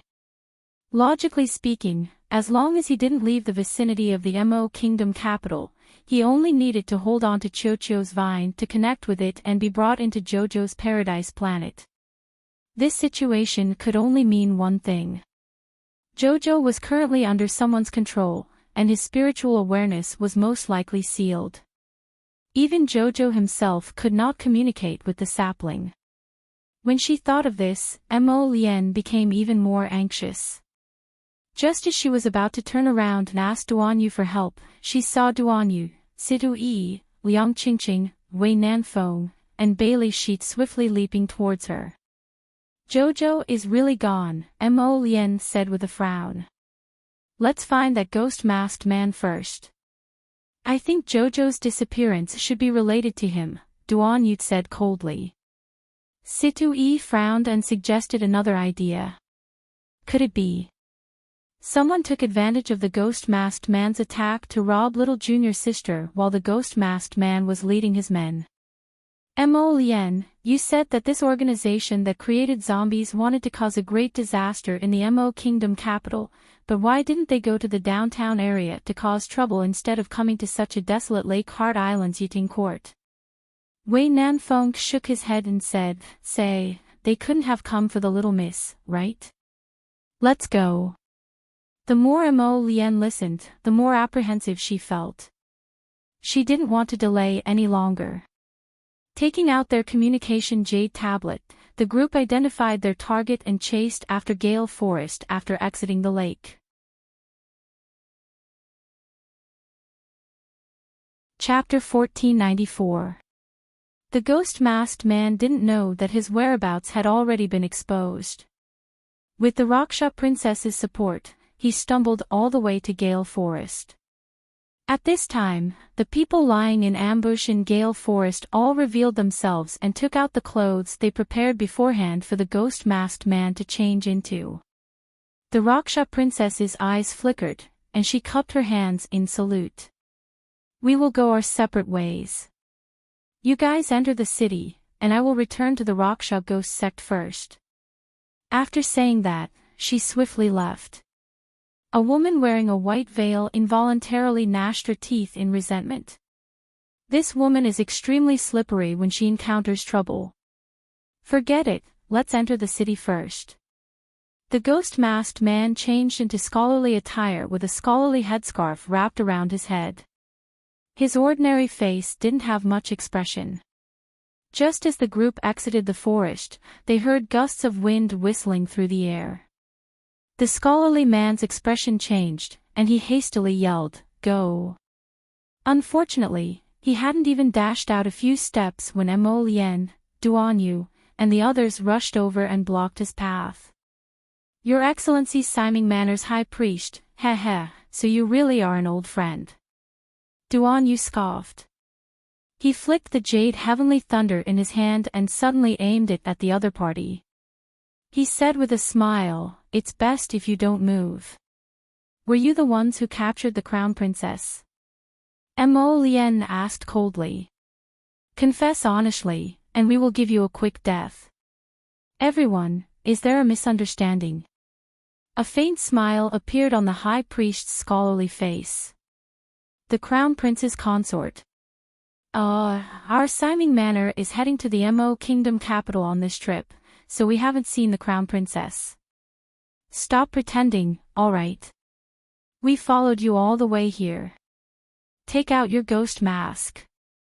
Liang Qingqing folded her arms and smiled mockingly at the high priest. The high priest's frail face slowly turned gloomy. His face suddenly twitched and he laughed sinisterly. I really underestimated you bunch of juniors. Wei Nanfeng moved his fists and legs and smiled at the high priest, so it's one of the famous 4 great villas, Ximing Villa's high priest. Now, can you tell us what organization you're working for? Tell me about it. Let's chat. The high priest snorted and involuntarily took 2 steps back. Do you think you can catch me? As soon as she finished speaking, Mo Lien's finger moved and a flame spirit whip shot towards the high priest. At the same time, Arbor stared expressionlessly at the Omega Kotoku through the transparent barrier. Are you born to be so cold? No, I remember that when I carried you out of that secret room, you looked at me with a very grateful gaze. At that time, you were not as cold and emotionless as you are now. Omega Kotoku propped up his chin with one hand and looked at the girl in front of him in a daze. He seemed to have a lot to say to her. That strange dream, let's call it a previous life for the time being. That continuous and strangely sorrowful dream made Omega Kotoku, who had walked through the course of his previous life, feel very uncomfortable. Jojo, tell me, was that dream real? You stayed by my side for a full 4 years. It was fake. Arbor glanced at him coldly and mocked, "Second young master, you aren't so stupid that you can't distinguish between dream and reality, right?" Chapter 1495. No, I don't believe it. The experience in the dream was so real, how could it be fake? Chin Axayan suddenly stretched out his hand and grabbed Arbor's wrist, asking with an agitated expression, "Jojo, tell me, all of this is real, it's real." "You're crazy."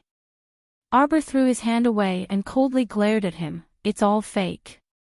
"What 4 years, what dream?" "I don't know anything about it." "You're lying to me. Your eyes tell me that you're lying to me. You know." Chin Axayan coldly stared at Xiao Mu's eyes, wanting to dig out some peculiar emotion from her emotionless and apathetic eyes. However, there was nothing at all. "At the entrance of the Chin estate, when I first saw you, I had a very familiar feeling. And you, I remember, your reaction at that time completely showed that you knew me, right?" "Ha!" Arbor sneered and turned his head to glance at him indifferently. He said in a very sarcastic tone, "I took a few more glances at you because at that time, at the entrance of the Chin estate, a bunch of sick women were looking at you. I was just curious, don't think too much about other things." "Liar." Chin Axayan forced these 2 words out from between his teeth. He suddenly stretched out his hand and firmly grabbed her weak shoulder, shaking it hard. "You're lying to me. You clearly remember me. Isn't it? Isn't it? You're crazy."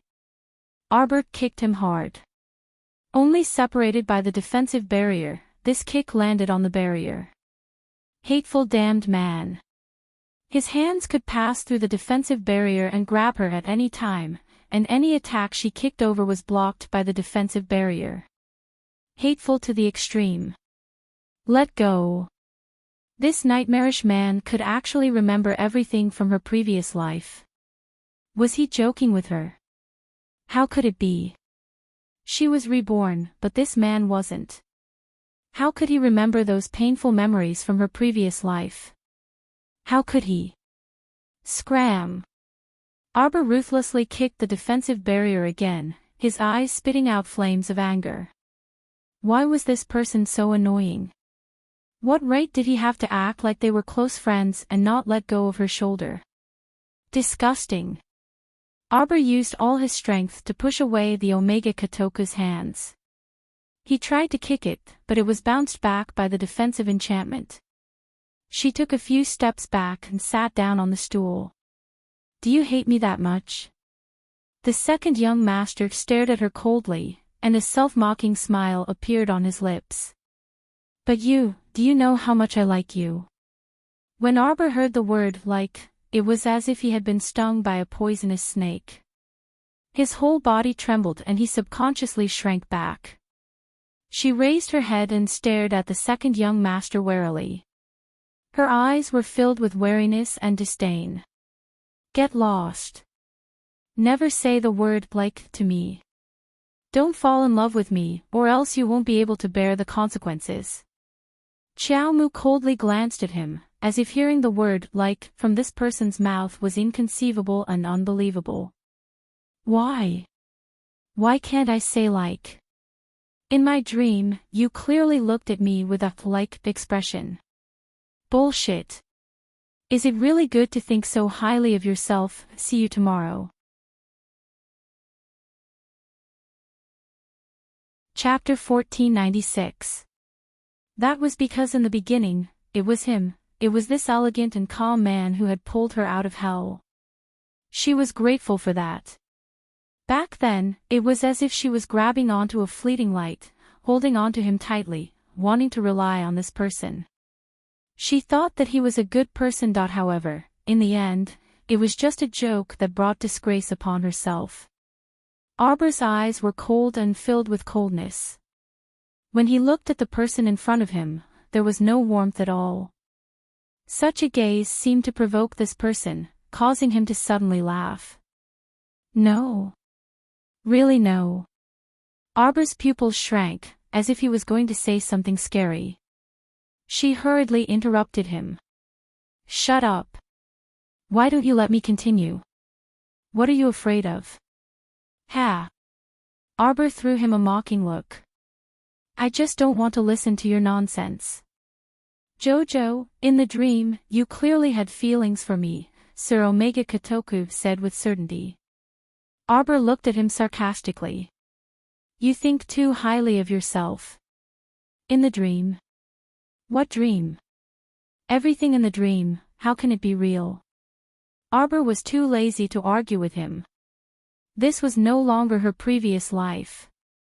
She could only say that this person was too annoying if he insisted on harping on the past.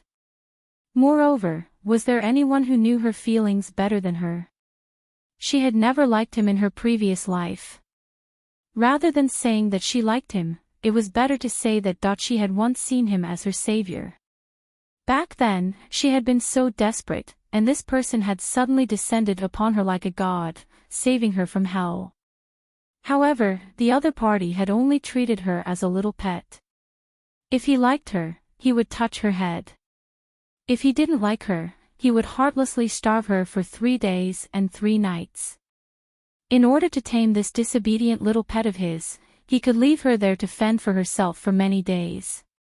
To let her be like a little worm, using her head to wander in the dark, so dirty and lowly that she almost couldn't believe it. That was her past. Such a cold-blooded and heartless man, just because of that so-called dream in her previous life, suddenly opened his mouth and said that he liked her. Ha! Don't you think you've blasphemed the word like? Liking someone meant treating them as a pet. Liking someone meant that they wanted to be their master. Liking someone meant that they could bully them, tame them, and make them obedient. Ha! This kind of liking, whoever wants it can take it. Arbor couldn't afford it. In her previous life, when this cold man starved her for a few days and nights and realized that he could not tame her, she did not know if something went wrong or if he suddenly had a conscience, but he suddenly changed his attitude towards her. What was the use of that? At that time, she had already been completely defeated by the loss of her dignity. At that time, she had already lost her heart. She had personally let go of the man she had once seen as her savior. She no longer had any feelings for him. Even if he treated her like a baby in the future, no matter how well he treated her, it would be useless. She didn't even want to hear, see, or ask anything about him. Even if she heard or saw anything, she would choose to forget about it. When they met in this life, she couldn't even remember his surname. In Arbor's eyes, this second young master in front of him was probably a little crazy. I didn't want you for a long time. Arbor's cold words were like a sharp arrow, ruthlessly piercing into the second young master's heart. Chapter 1497. She had abandoned him a long time ago. The Omega Kotoku's pupils constricted as he stared at the young lady in front of him with a strange gaze. He did not know why, but at this moment, he really wanted to reach out and grab her. No, he wanted to hug her. He wanted to hug this emotionless young lady tightly. No. Want. Let. Go. He just wanted to be willful and not let go of her for once. Bam! Seeing him reach out to grab her, Arbor kicked him away with all his might and dodged to the side. If he did not like her, then he did not like her. Why bother? Besides, it was useless to bother her. She should have thrown away these unhappy memories of the past, shouldn't she? Not a single one of these unimportant people would be able to touch his heartstrings. She could not be pulled into the abyss by this person in front of her again. She could not be confined to the nightmares of the past. She had to break free. She had to break free and be reborn in her state of mind. Otherwise, it would not be beneficial to her future path of cultivation. That's the right way to think. Kill him, kill this person in front of you, and you will be able to destroy your inner demon once and for all. The right path is right in front of you. A cold voice suddenly appeared in her conscious. It was chilly, like ice and snow pouring down from a high mountain. Under the falling peach blossoms, a tall red figure suddenly appeared beside her. It was so sudden that the Omega Kotoku could not help but be shocked. He looked at the venerable peach blossom immortal, who had suddenly appeared. Bam! However, in the next second, something even more shocking happened. The defensive boundary that was originally encircling Qiao Mu's body was actually shattered by the red-clothed man who had suddenly appeared with a powerful strike. A force of backlash swept over him, catching the Omega Kotoku off guard. He spat out a mouthful of blood. You are not from this star region. Qi Nexian's eyes became extremely cold in an instant. She looked coldly at the man who had suddenly appeared to disturb her. Jojo, don't hesitate and be soft-hearted. Take this opportunity to kill your inner demon. The venerable peach blossom immortal raised his 5 fingers. Several thorns formed by the wood spirits suddenly shot out and flew over in a zigzag manner. Qi Nexian was not surprised to see this. After all, it was not strange for an unknown expert who was not from Sikong planet to know how to use the power of the wood spirit. He quickly struck out a palm, and a thunder fire landed on the thorns. He had thought that this thunder fire would be able to block the thorns no matter what, but he was wrong. This red-clothed man who had appeared out of nowhere had a cultivation that was much higher than his own at this moment. The thorns directly passed of the thunder fire and wrapped around his 4 limbs and bound him tightly. With a tug, second young Master Qin was actually pulled into the air by the brambles, and he stared at that smiling red-clothed man with an extremely frosty gaze. Do you know what price you have to pay? This man had used the supreme saint power in the lower star region. Although it was only a little, it was enough to incur the wrath of the heavenly Tao. The venerable peach blossom immortal shrugged with a playful expression. He turned to look at the little girl who was clenching her fists tightly and not moving. Jojo, kill him quickly. What are you still hesitating for? The venerable peach blossom immortal came to her side in a flash. With a wave of his finger, more and more thorns wound around Qi Nexian's body like twisting poisonous snakes. Now is the time to deal with your inner demons. Chapter 1498. Qiao Mu reflexively bit her small lips, her small face as white as snow. After hearing the venerable peach blossom immortal's words again, Arbor pulled open a transparent and shiny bowl made of ice crystals. That big bowl made of ice crystals spun in her fair little hand. In her other hand, a snow-white arrowhead gradually formed. She knocked it on the big bow and aimed it straight at the Omega Kotoku's heart. You really want to kill me? The Omega Kotoku closed his eyes in pain. That's right. I owed you in my previous life. If you want me to pay you back in this life, I have no complaints. Xiao Qiao, in this world, only you can make me die willingly. Since you want me to die, then I will die. What am I afraid of? I am so fearless. Death will only bring me closer to you. Arbor's hand that was holding the bow trembled slightly. Suddenly, she heard the venerable peach blossom immortal's indifferent voice. Jojo, don't hesitate. If you don't get rid of your inner demon, how will you grow in the future? Do it quickly. Show the greatest courage of your life. Yes. She wanted to kill him. She could not let him come into her life again. She could not let him become her inner demon. She could not let him have the chance to get close to her. Whether it was Chin Axayan or Fan Choha, the nightmares of her previous life would be cut off by her own hands. Farewell forever. The nightmare of my life, don't ever think of bothering me. You have no value in existing anymore. Arbor's eyes were replaced by a cold and resolute look. With a clang, the arrowhead pierced through the air and shot straight toward Chin Axayan's heart. At that moment, her cold eyes fell on his smiling face. She stared at him with an incomparably cold gaze. She could not describe the feelings in her heart. Carefree. Yes. Release her anger. That seemed to be the case. Perhaps it was more of a release. It was an indescribable joy to be released from the nightmare of her previous life. She, Arbor, would never be disturbed by this nightmare again. It was time to walk out of it. Ciao ciao. Chin Axayan called out in a low voice. The last thing she saw was his scattered black hair, and that slightly miserable handsome face. Xiao Mu's eyes abruptly widened. Boom! He looked at the Omega Kotoku in front of him. Like a cluster of broken stars, he suddenly shattered into pieces in front of him. Arbor couldn't help but frown. There seemed to be something wrong with this fragmented scene. How could a perfectly fine person disintegrate into pieces like a broken soul? Before she could think further, a large, warm palm gently stroked her head. Good girl, you did well.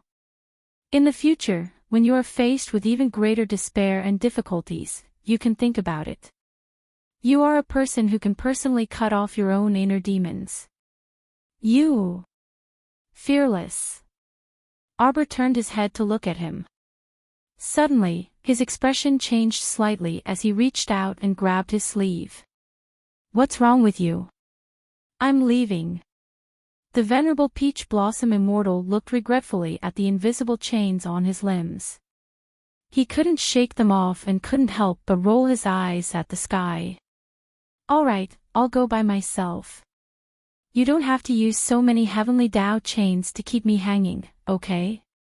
Where are you going? Arbor grabbed his sleeve tightly in panic. Hey, I'm going to a fun place. Don't worry.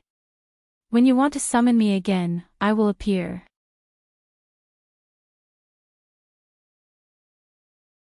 Chapter 1499.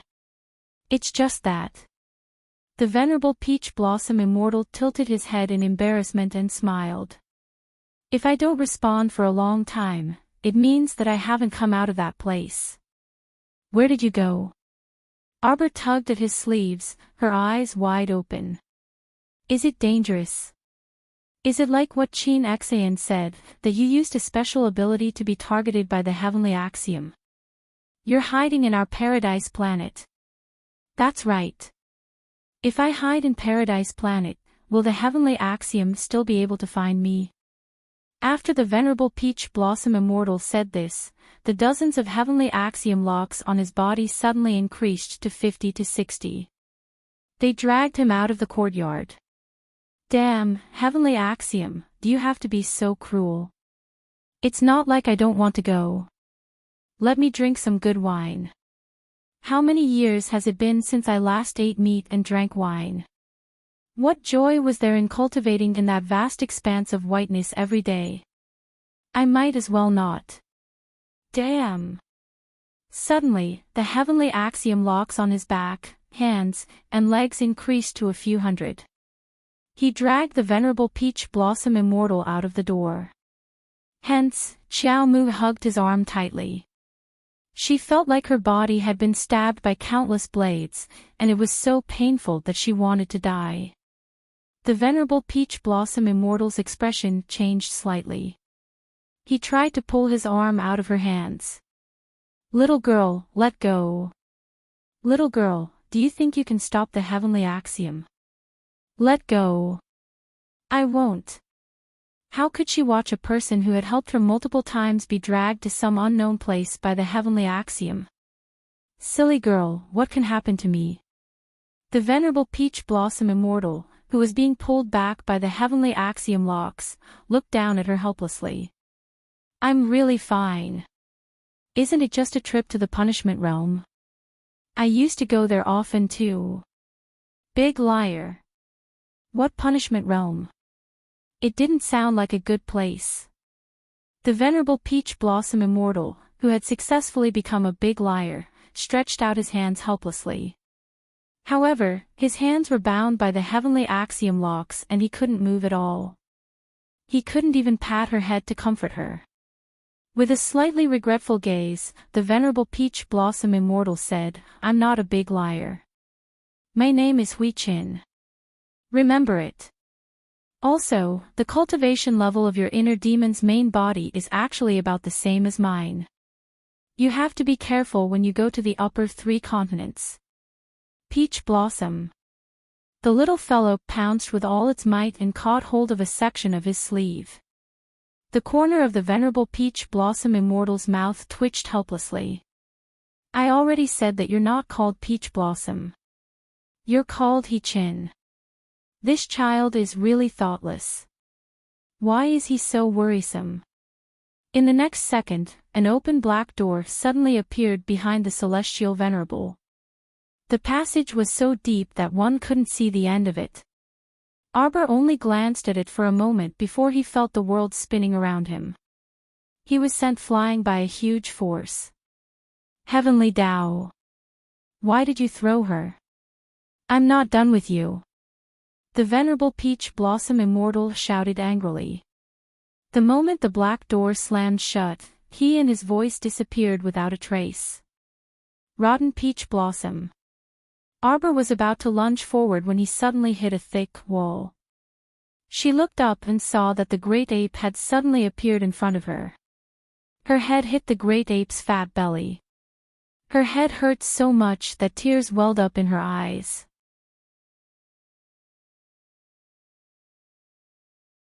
Chapter 1500.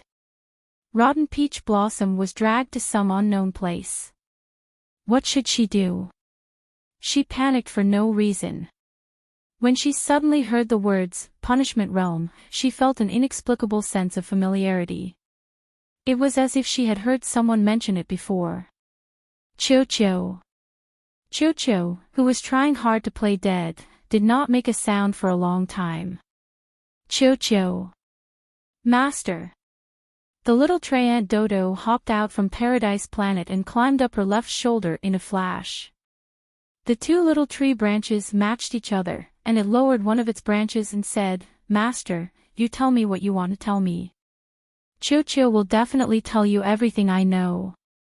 That punishment realm that Rotten Peach Blossom talked about, is it really not dangerous? That's Heavenly Tao, in order to punish, What are you, about? Tell me quickly. He sounded like he was trying to think of a way to trick her into going over while talking. What kind of situation was it, and it still wanted to hide it from her? It was simply preposterous. The little tree ant raised its little head pitifully and did not dare to continue hiding from its little master who was about to go berserk. It hurriedly said, It's like this, Master. That's because powerhouses above the deity realm are all very powerful, and even Heavenly Tao cannot kill them wantonly. Therefore, Heavenly Tao specially set up a 17-story tower of punishment.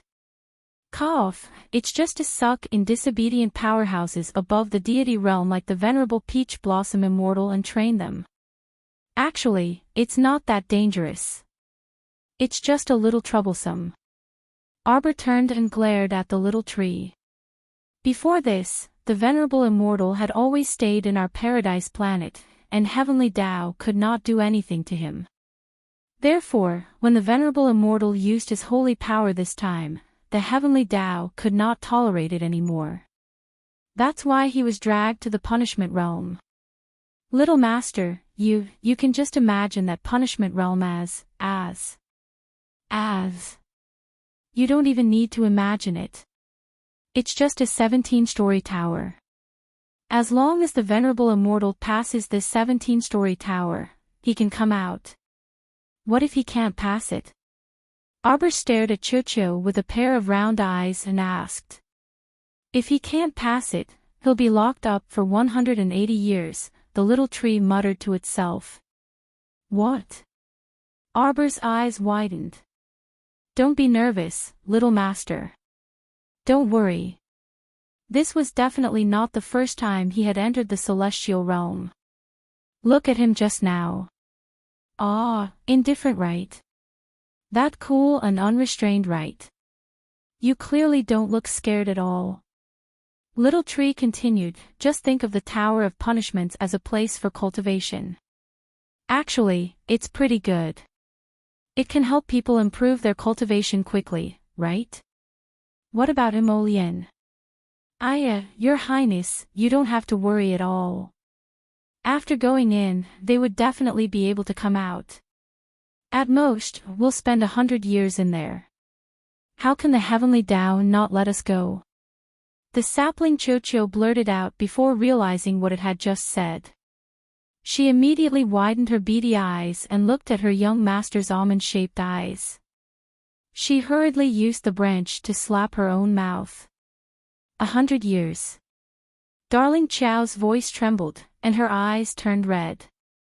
She looked like she was about to cry. Cho, who was tricked into telling the truth by her young master, immediately slapped her own mouth again and grumbled, Nonsense. Master, don't worry. Nothing will happen to His Highness the Crown Prince.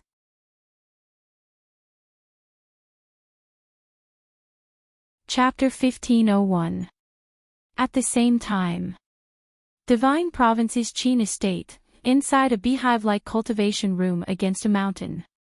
A handsome youth drenched in sweat abruptly opened his eyes and spat out a mouthful of blood. Xin, who destroyed your clone? A calm voice that contained a hint of anger suddenly rang out in his small cultivation room. I don't know. Preposterous. Wait until Father sends someone to Seacombe Planet to investigate. No, don't go. Cough. Father, there are currently many powerful enemies entrenched on Seacombe Planet. We'd better not send anyone there and make unnecessary sacrifices. What you say makes some sense. After all, even your clone that has already materialized is no match for the powerful enemies on Seacombe Planet. It can be seen that sending someone else there will be of no help. However, this matter cannot be settled so easily. Whoever destroyed your clone will naturally leave behind some aura. As long as they set foot on the Divine Province's soil, Father will be able to sense it and avenge you. Qin Axian shook his head with a wry smile. After sensing a wisp of his father's divine sense withdraw from his cultivation room, he once again coughed out 2 mouthfuls of blood. He clenched his fists tightly. You want to kill me so badly. He smiled rather bitterly, his lips curling into a faint curve. You might not know yet, but we will meet again. Outside Gale Forest. Siming Manor's high priest and eldest heavenly daughter were subdued by a net of fire. They struggled with all their might, glaring fiercely at Emolien. Prince Emo. You probably don't know. As long as this old man dies, all of the corpse puppet armies lying in ambush outside the Mo Kingdom capital will launch an all-out attack on Guanlon City. You simply won't be able to avoid it. Where did you take my crown princess to? Emolien stared coldly at the high priest. Ha. The eldest heavenly daughter suddenly looked up at the sky and cackled. Which one has the leisure to look at your crown princess? Prince Mo, your question is rather interesting. Paw. After slapping herself across the air, the eldest heavenly lady glared ferociously at Emolien, who had attacked her. The entire northern Mo will be drowned by our corpse puppet army. This is your destiny. Anyone who goes against us will not have a good ending. This was called those who obey the heavens prosper, and those who defy the heavens perish. Anyone who does not conform to the will of the heavens will be devoured by the will of the heavens. Heavenly fortune. Everyone was extremely sensitive, and they all caught these two words that were different from usual. This heavenly girl had emphasized the word heavenly luck several times. Oh, so that underground organization of yours is called Tian Yun. Wei Nanfeng couldn't hide the shock in his heart, but on the surface, he had a carefree smile. Crossing his hands, he asked with a sloppy look, "Aren't you guys used to digging holes underground and living like rats?" "Don't worry, when we received Prince Mo's letter a few days ago, we started searching the entire kingdom for your rat's nest." "That's right, there will be a day when we can wipe out your rat's nest in one fell swoop." Liang Qingqing sneered, pointing her sword straight at the high priest. "Your Excellency High Priest. Why aren't you confessing honestly?" "Oh no, this person took poison." Duan Yu flashed over and grabbed the high priest's jaw, forcing him to open his mouth. In the blink of an eye, the high priest's eyes abruptly turned bloodshot. End of midnight.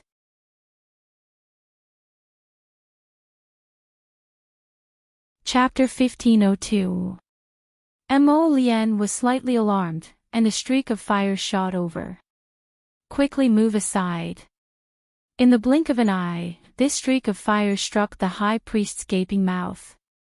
The high priest failed to bite down on Duan Yu's arm and staggered back 2 steps after being hit by the streak of fire. Duan Yu seized the opportunity to ruthlessly kick the high priest in the stomach, sending him flying far away before crashing to the ground with a bang. Disgusting thing. Liang Qingqing's mystic energy surged, transforming into a palm-sized giant hand that suddenly landed on the high priest's head. Exclamation point. A muffled sound rang out. The high priest howled in pain from the beating, and his small blood-red eyes flickered with a ruthless glint. "Don't waste words with him, this thing mutated." Situ Yi, Wei Nanfeng, and the others quickly attacked, bombarding the high priest's head with mystic energy as if it was free. In a flash, this person's head was blasted to the ground, completely lifeless. Seeing the high priest being surrounded and beaten to death by a group of youngsters without any explanation, Eldest Heavenly Lady, who had been maintaining her graceful posture under the white cloth, suddenly panicked. Eldest Heavenly Lady hastily ordered the Siming Manor's disciples to block her and protect her. Meanwhile, she shrunk behind the crowd, looking like she wanted to find a chance to escape.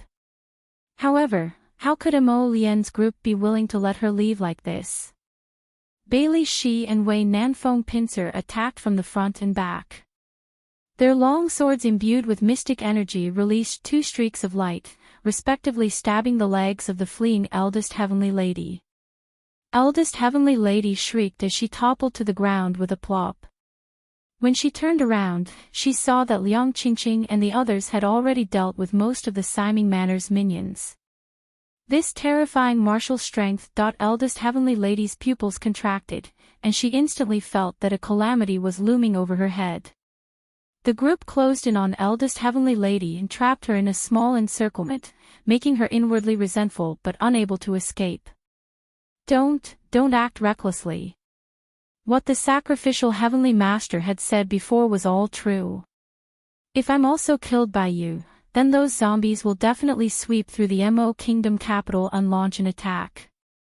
None of you can think of escaping." Ah! Before she could finish her words, Mo Lian's raven moon pierced through her shoulder.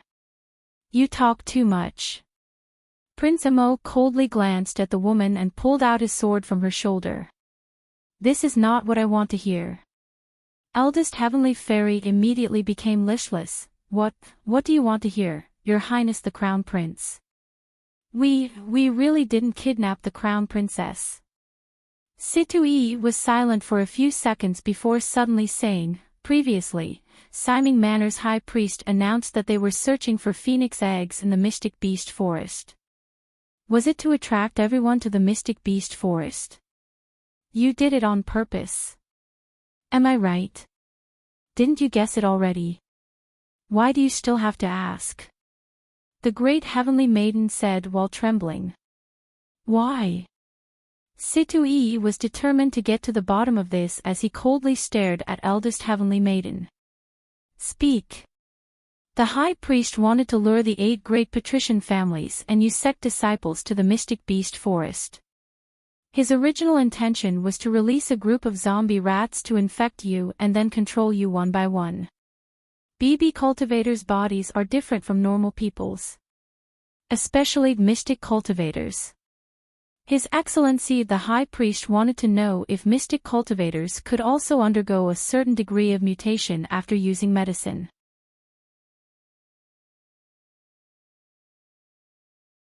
Chapter 1503. What exactly do you want to do, Heavenly Fate? The essence of your research on this mutated poison is to accelerate the evolution of normal people. Mo Lien snorted. Isn't that so? In the beginning, this mutated poison only caused new corpses to mutate. Then, you weren't satisfied with mutating a bunch of corpses. Instead, you directly experimented on living people. Mo Lien coldly looked at Big Heavenly Maiden and said, your research on the poison was very successful. You successfully wiped out a batch of weak normal people. You allowed some people to gain strength while the others turned into ugly zombies. The most tragic ones were those normal people who didn't change at all. Because such people have no value in existing and will become food in the stomachs of zombies. Isn't that the case, Simon Manor's Big Heavenly Maiden? Duan Yu added as he turned to ask with a grin. Since you already know everything. Then what else do you want to ask? Big Heavenly Maiden suddenly shouted agitatedly, a dark light flashing through her eyes. I was originally just a normal person, but the mutated poison you speak of allowed me to gain a powerful speed ability. Ah! Big Heavenly Maiden's chest was abruptly pierced by a mystic energy, and she fell heavily to the ground. What a pity! A speed ability user like you still can't withstand a mystic cultivator's attack. Duan Yu smiled as he lowered his raised hand and glanced at her without a trace of sympathy. Do you want to create a fair world where there are no normal people and only special ability users, mystic cultivators, and body cultivators? But do you know? In reality, this world is inherently unfair. Some people's talents are beyond your reach and beyond your reach. Duan Yu said with a sneer. Big Heavenly Maiden's body involuntarily stiffened as she trembled at their threatening and scorching gazes.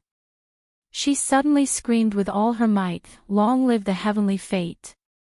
Long live the Heavenly Fate! The fire of Heavenly Fate will not perish. Where there is Heavenly Fate, there will be hope. Heavenly Fate! Heavenly Fate! Heavenly Fate! Mo Lien's sword flew up and instantly sent her head flying. She then turned around and said to everyone, Duan Yu, take them back and deploy them according to the original plan. Prepare for battle. I'll go check on Jojo first. You received news from her? Yes. Mo Lien nodded. Chocho had informed him of Jojo's location just now, so he had to hurry over and meet up with Jojo as soon as possible. All right. Duan Yu nodded and didn't say anything else.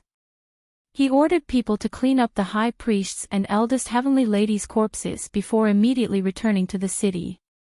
Mo Lien naturally followed Chocho's directions and hurried to an old residence in the suburbs. Within the capital, he could indeed ask Sapling to bring him into Paradise Planet. However, no matter where he went in, he would still come out from the same place. It was impossible for him to teleport to Jojo's side in an instant. Hence, he still summoned Little Seven to give him a ride so that he could speed up. The little Trent's tone was clearly a bit dejected. He didn't know what happened to Jojo that he didn't even use the messenger talisman to inform him that he was safe. When Mo Lien rushed to the old residence, he saw the little fellow at the entrance as soon as he landed. This little thing was currently curled up into a ball and hugging her knees as she sat on a stone block at the entrance.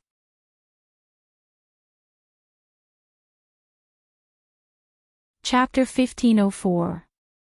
She drooped her little head, looking especially dejected. Prince Mo's heart shrank slightly. He hurriedly walked forward and scooped the little thing up from the stone block, hugging her in his arms. "What's wrong?" When the little fellow raised her head, he could clearly see that the little thing's eyes were moist.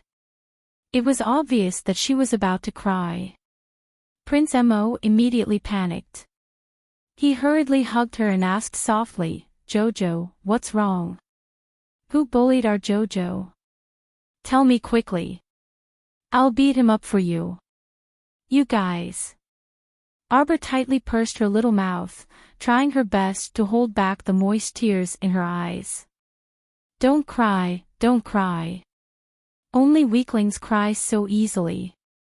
She was someone who strived to become strong, someone who wanted to embark on the path of becoming strong. How could she be defeated by a little setback? Us? Mo Lien stealthily swept a glance at the little Treant, who was hiding behind the stone block. The cold light in her eyes hit the little Treant in the face.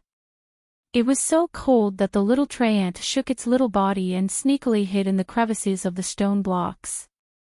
It hated that it couldn't hide its entire body. Woo-woo, it was his fault for being nosy and saying the wrong thing. Arbor suddenly stretched out a pair of small arms and firmly wrapped them around Mo Lien's neck. She rubbed her head against his neck and cried out pitifully, "I'll go with you, go with you." "Where are we going?" Mo Lien really couldn't understand what the little fellow was shouting about. "Let's go to the Tower of Punishment together." When the 4 words Tower of Punishment were said, Mo Lien's cold eyes seemed to be covered with a layer of cold fog. She suddenly looked at the little Treant, who was hiding in the crevices of the stone blocks. Other than him, who else would mention the Tower of Punishment in front of the little fellow? "I'll go with you to that 17-story bullshit tower. Let's go and bring the rotten peach blossom back." Arbor moved around his neck, and a small head moved back and forth on the side of his head. Mo Lien's heart was almost melted by her adorable actions. He reached out and picked her up by the waist, and simply carried her to sit on the stone block. "You can't go, Jojo." "Why?" Arbor's eyes widened, and then he drooped his small head and said softly, "I know, I'm too weak." "No. How can my Jojo be too weak?" Mo Lien hugged her and shook her little body. He lifted her head and said, "Jojo, Jojo, Jojo. You're still young, you can't go to that place. Give me half a year." "No. 5 months. I promise you, I will definitely come to Shantian Prefecture to look for you, okay?" Arbor shook her small head like a rattledrum, and her hands firmly grasped his lapels. This person, this hateful man. In the past, when he stuck by her side all day long, she didn't feel anything. But now, when she knew that he was going to leave her, her heart was inexplicably flustered. Big liar. Arbor looked at him pitifully and shouted, "Jojo said that you will be imprisoned in the Tower of Punishment for 100 years before you can come out. Just like rotten peach blossoms. Rotten peach blossoms can't come out. You can't come out either. You can't come out. Jojo." Mo Lien shouted angrily. Jojo immediately stretched out 2 branches to cover his non-existent ears. Whoa. Jojo was wrong, Jojo's mouth was cheap, Jojo didn't dare to speak nonsense anymore.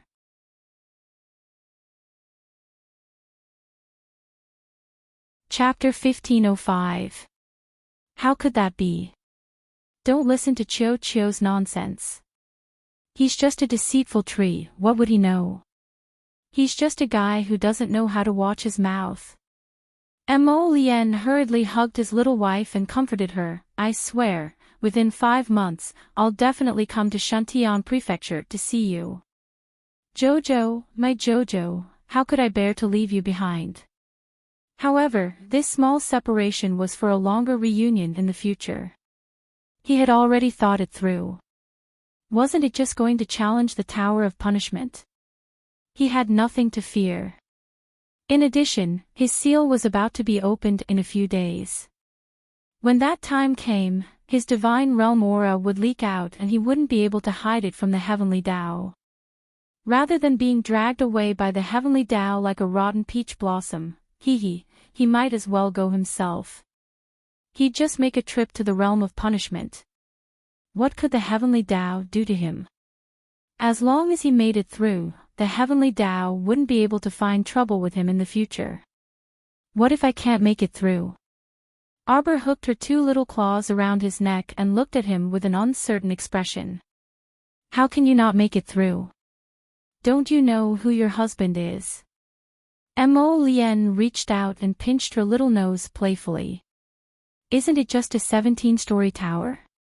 Can't I make it through in 5 months? Besides, don't I have a rotten peach blossom to help me?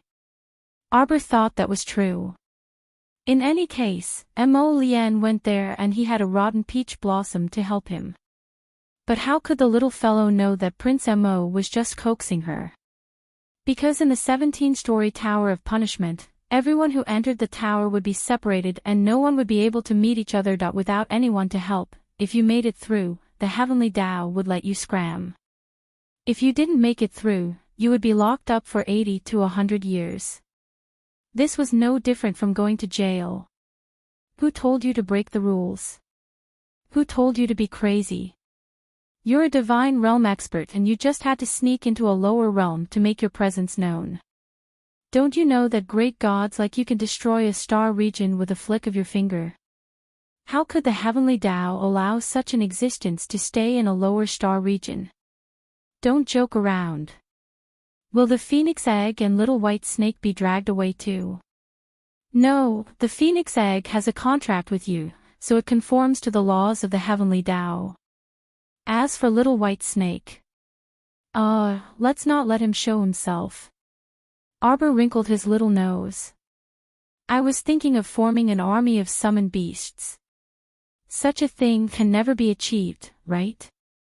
The heavenly Tao was so lenient that he had to take care of everything that happened. How could he watch her form an army of summoned beasts and run amok in the world? That might not be the case. Mo Lien saw that she was in a bad mood and could only coax her carefully. Jojo, be good. Maybe the heavenly axiom is in a good mood and won't care how many summons you have. Liar. Arbor looked unhappy. After summoning the little white snake, I reached my summoning limit again. Now I can't summon anything. Chirp. Mo Lien couldn't help but plant a kiss on her soft little face. Don't worry. You'll definitely be able to summon more in a while. You'll really come and see me in 5 months. The little fellow raised her little head and looked at him seriously. You're not lying to me. I'm not lying. Liar. Rotten peach blossoms are also lying to me. How could that be? Mo Lien rubbed his face against hers. Rotten peach blossoms are rotten peach blossoms. I am me. Of course I won't lie to you. Are you sure? The little fellow asked again, unsure.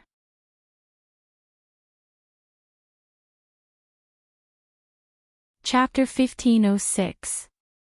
Mo Lien lifted her small chin and solemnly nibbled on her lips. He chuckled softly and said, I really won't lie. Jojo, we've known each other for so many years, but have you ever seen me lie to you? Of course, I won't lie to you. His cheek gently rubbed against the side of her face. Jojo, even if I lie to everyone in the world, I won't lie to you. Arbor's heart settled a little. She understood Mo Lien quite well. As long as it was something he promised, he would most likely perfectly resolve it within the time limit. So if he said 5 months, it would probably be less than 5 months. The 100-year prison sentence the sapling Cho-Cho mentioned was most likely to scare her. Where was Little Tree? Little Tree. She was going to kill him later. Okay, I believe you. Arbor nodded and said, 5 months, at the latest 5 months. You must come and find me. You're not allowed to be late, or else I'll ignore you. Okay. Mo Lien hugged this willful little fellow and nodded in agreement. Wait. Since when do we start counting? Mo Lien was taken aback, then he said exasperatedly, I haven't left yet. Of course, it starts counting from the day we parted. Arbor puffed up her small cheeks and peeked at him with her large, watery eyes. It's not today. Mo Lien thought he was originally feeling a little sad, but why did he suddenly feel like laughing? His little stoic baby was seriously so comical. Mo Lien hugged her lovingly the entire way and said softly, let's return to the Eastern Palace. I still have something to tell you. On the way, Mo Lien told Arbor in detail about the High Priest at Siming Manor. No wonder the High Priest was willing to announce such an important piece of news like the Phoenix Egg to the public. So it was because of this idea. Arbor shook his head. It seems that those people from Heavenly Fate are no longer satisfied with the status quo. They want to extend their evil claws to mystic cultivators and body cultivators. Their experiments need to be improved. It's just a pity that there are too few mystic cultivators and body cultivators available in their organization, so they've set their sights on the 8 great patrician families and some sections. Mo Lien also nodded in full agreement to this. I also think so. Unfortunately, they underestimated your abilities. The entire underground base of the Mystic Beast Forest was swept clean by you in one fell swoop. Mo Lien curled his lips as he joyfully nuzzled Xiao Mu's petite body. Xiao, do you worship hubby a lot? Arbor nodded and praised, you are really the smartest person I've ever met. As he said this, he pursed his lips as if he thought of something. It's just a pity that High Priest and the Great Holy Lady are already dead, so we can't obtain any useful information. Mo Lien gave it an MHM before saying with a chuckle, that's not necessarily the case. Duan Yu will definitely search their souls. Although they're already dead and the soul searching might not be effective, it's still better than nothing. The two returned to the Eastern Palace and wanted to rest for a bit, but who would have expected that the zombie army outside would be so impatient? Before it was deep into the night, the noisy group of zombies had already started attacking the Mo Kingdom capital. There was a small discrepancy between this time and the time Mo Lien calculated. It was early by more than 2 hours. However, it didn't matter much since their group had already made preparations.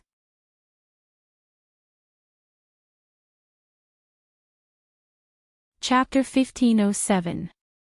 Speaking of which, it was strange that the zombies attacking the Mo Kingdom capital this time were like a well-trained army, advancing layer by layer towards the city walls like an ocean wave. At first, they only advanced on a small scale, but when they neared the northern city walls, a large number of zombies swiftly advanced towards the city walls, accompanied by waves of roars. It was as if there was some core in the zombie army directing them on how to attack and fight. However, for Mo Lien and the others, who had experienced Bailon City's crisis, they had already developed a set of very effective countermeasures to deal with the zombies attacking the city. Arbor stood on the city gate tower as he watched the soldiers push the large catapults up the city gate tower. He only glanced at them briefly. This catapult had been modified, and there was even a groove for storing kerosene at the end. When the fire started burning, the soldiers on the side worked together to lift up a huge rock and throw it into the catapult. Arbor only saw that huge rock instantly caught in the raging fire and rolled all the way through the groove. It abruptly flew several dozen meters into the air and was sent flying out of the city walls with a bang, crashing into the zombie horde outside the city.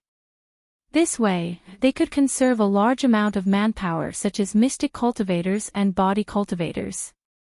With the help of this kind of catapult, ordinary soldiers could also enter the battlefield to fight against the zombie army as long as they hid behind the large catapults. More than 20 catapults were pushed up the city gate tower. However, these big guys were very cumbersome, and ordinary soldiers needed more than 10 people to push them up. This required a certain amount of time for mystic cultivators to attack from afar to fill in the gaps. Prince Mo and Duan Yu's group were currently standing on the edge of the city wall, coldly watching the zombie army that blotted out the sky and covered the earth below. There were probably several tens of thousands of them. Compared to the siege of Bailon City, there were only a few more. We still underestimated them. Duan Yu muttered to himself. Where exactly did these things pop out from? Wei Nanfeng couldn't help but mutter. If the lips were gone, the teeth would be cold. If the human territory really was captured by the zombies, then the entire Sikong planet wouldn't be far from falling. After all, the Mo Kingdom capital was the largest defensive fortification in the north. If even the Mo Kingdom capital couldn't resist this wave of zombies, then the problem was already very serious. Other smaller places were even more unlikely to resist. Logically speaking, that shouldn't be possible. With so many undead puppets appearing out of nowhere, there has to be a place to contain them. It's impossible to appear out of thin air, right? Liang Qingqing said. There should be a large invisible underground village nearby. It should be under the Gale Forest. Mo Lien pursed her lips and said coldly. Bailey she couldn't help but frown when he heard this. If even you guys can't immediately find out where the rat nests are, how are we going to clean up the rat nests hidden deep underground when we return? That's right. In this way, wouldn't the initiative be in their hands, and they can invade our country whenever they want? Wei Nanfeng couldn't help but say. At the side, Wei Nanchu's face had already turned pale. He hid behind Wei Nanfeng and shouted, third brother, what should we do now? We're surrounded by zombies. If he had known earlier, he wouldn't have come to Northern Mo to join in the fun. So scary. How could they resist so many zombies? Shut up. Wei Nanfeng coldly swept a glance at this good-for-nothing thing. This coward, his reputation as the third elder brother had been completely lost by this guy.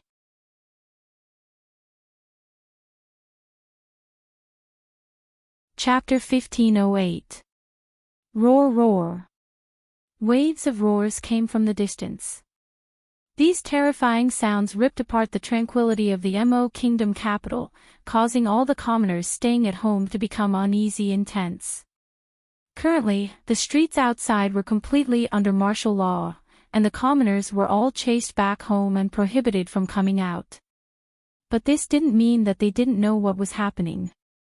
The fear of the unknown made people afraid, especially when the roars that came from time to time were neither human nor beast, causing people to feel even more terrified. Look!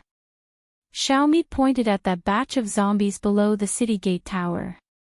Among these zombies that were bravely attacking the city, a portion of them seemed to be very intelligent as they followed those roars and walked towards the periphery of the city wall. They aren't thinking of circling around to the south gate, west gate, or east gate, right? Xiaomi asked in shock. Could it be that the zombies also had brains to think and knew how to change directions to attack the city? These things are starting to truly mature.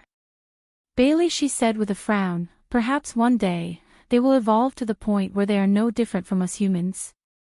Xiaomi instantly felt as if she had eaten a fly, feeling uncomfortable all over. It can't be.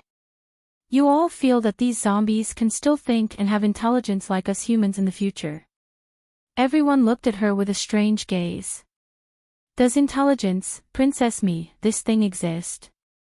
Xiaomi glanced at them in astonishment before lightly poking Arbor's waist with her small hand. Jojo, just now, they looked at me with a strange gaze. What did they mean? They said that you don't have intelligence. Arbor translated their gaze for her and then added, they feel that you might not be any smarter than zombies. Everyone, dot. Me. Fuck. Xiaomi looked disdainfully at Bailey Shi, Wei Nanfeng, and the others. How is sister not intelligent? How is sister not smarter than zombies? Cough. Wei Nanfeng hurriedly turned his head away, pretending to discuss countermeasures with Bailey Shi, Situ Yi, and the others. They directly blocked out Princess Xiaomi's noisy cries. You said that they... Aren't they very overboard? Ah.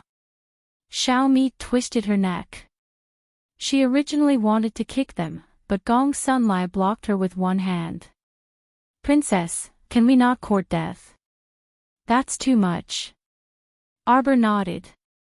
When Xiaomi heard this, she immediately grinned and stepped forward to hold Arbor's arm. I knew you were the best. Your Highness, Second Young Master Do and a group of people from the Celestial Medicine Valley have arrived. Mo Lien indifferently glanced at Huifeng, who had come to report the situation, and indifferently nodded. Invite them up. At the crucial moment, the Do family's second young master and those people from the Celestial Medicine Valley could be considered reliable. Accompanying second young master Do were eldest young master Do Fengmian, Celestial Medicine Valley's Wenren Ningjing, Kong Rumio, and other physicians. As soon as they came up to the city gate tower, they hurriedly bowed to the crown prince before busily distributing mystic energy replenishing medicines to the mystic cultivators. They received a lot of favorability from the mystic cultivators. Arbor glanced at Wenren Ningjing and the others. They had fought together several times and could be considered old acquaintances. Your Highness, Dojo Master Ho Ping of Jushian Martial Arts Dojo has brought a dozen mystic cultivators and more than 20 body cultivators to help. Your Highness, the people from the Duan clan have arrived. Your Highness, the people from the Talisman Patrician family have also arrived. Your Highness, the Wu family and the Hong family have brought people over. At this very moment, their wills were as strong as an impregnable fortress.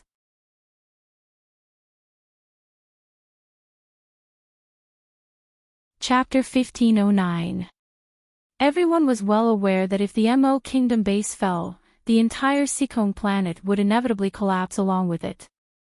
In the face of the greater good, all disputes and struggles could be temporarily set aside. Right now, they were faced with a major problem that concerned the survival of all humans on Sikong planet. At this very moment, Mo Lien had mobilized all of the capital's reserve forces, tens of thousands of mystic cultivators, tens of thousands of body cultivators, and hundreds of thousands of soldiers guarding the city, and were converging in batches from all directions. She had mobilized troops and dispatched generals in practically half a day. This kind of power was both shocking and apprehensive. The restless Eastern Kingdom's third crown prince, Ing Fa, immediately shut his mouth. He didn't know how to describe his current feelings. He felt that when he returned, he would sternly warn his foolish and muddle-headed father, don't ever try to come out of the small island. It wasn't without reason that Northern Moi had beaten them into an isolated island. Northern Moi was so powerful that even countries like Northern Wei and Southern Bailey had always been on good terms with it and never dared to offend it, let alone their tiny place. It was pretty good for the Eastern Kingdom to stay on the small island. At least, their home country was still there. If they rashly came out of the island and wanted to counterattack the Mo Kingdom, then they might be swallowed whole within minutes without leaving a trace of their bones. Reorganize all the mystic cultivators. Go up the city gate tower in groups of 500, and rotate every hour. The rest of the people are to wait for orders and rest. Recover as soon as possible. Mo Lien gave her first order. Hui Feng immediately led his men down to do the job. Everyone, pay attention. Don't let the zombie army below move to the east and west gates. Just guard this place. This kind of once-and-for-all solution was much more comfortable than running around the east and west gates. They only needed to keep a close eye on the north gate. Were the zombies trying to disperse their forces? That would depend on whether Prince Mo cooperated or not. Something's flying over from the sky. Archers, pay attention. Prepare to fire. Mo Lien reached out and swiped, forming the image of a fiery red bow and arrow in the air. Blazing fiery red flames tightly enveloped the bow. A shadowy arrow of fire was knocked on the large bow. Everyone only saw him squint his eyes and aim his bow and arrow at the sky. When a large group of cadaveric cranes and cadaveric crows flew over, the leader was actually a human-shaped cadaveric hag with wings that were more than a meter wide. This was a zombie that had completely evolved to the intermediate level. The wings on its back were no longer deformed and unable to fly. This zombie seemed to have evolved quite well. Swoosh! The arrow of fire flew through the air, heading straight for the wings of the flying corpse puppet. Everyone saw it clearly. The arrow pierced through the zombie's left wing and hit its right wing, skewering it like a piece of barbecued meat. Although the corpse puppet could not feel anything, with its wings skewered, it could not continue flying. Its entire body fell to the battlefield below, rolling on the ground. The arrow stuck in its wings made it unable to break free for a moment. Boom! It smashed into the sand, creating a 10-meter-long and several-meter-deep crater. Its fall caused the tens of thousands of corpse crows and corpse cranes behind the corpse puppet to lose their leader and fall into chaos. Fire! A sharp glint flashed in Commander Huey's eyes, and he suddenly waved his hand. The tens of thousands of soldiers on the city gate tower simultaneously released fire arrows into the sky. Boom, boom, boom, boom, boom. Tens of thousands of arrows glided through the air.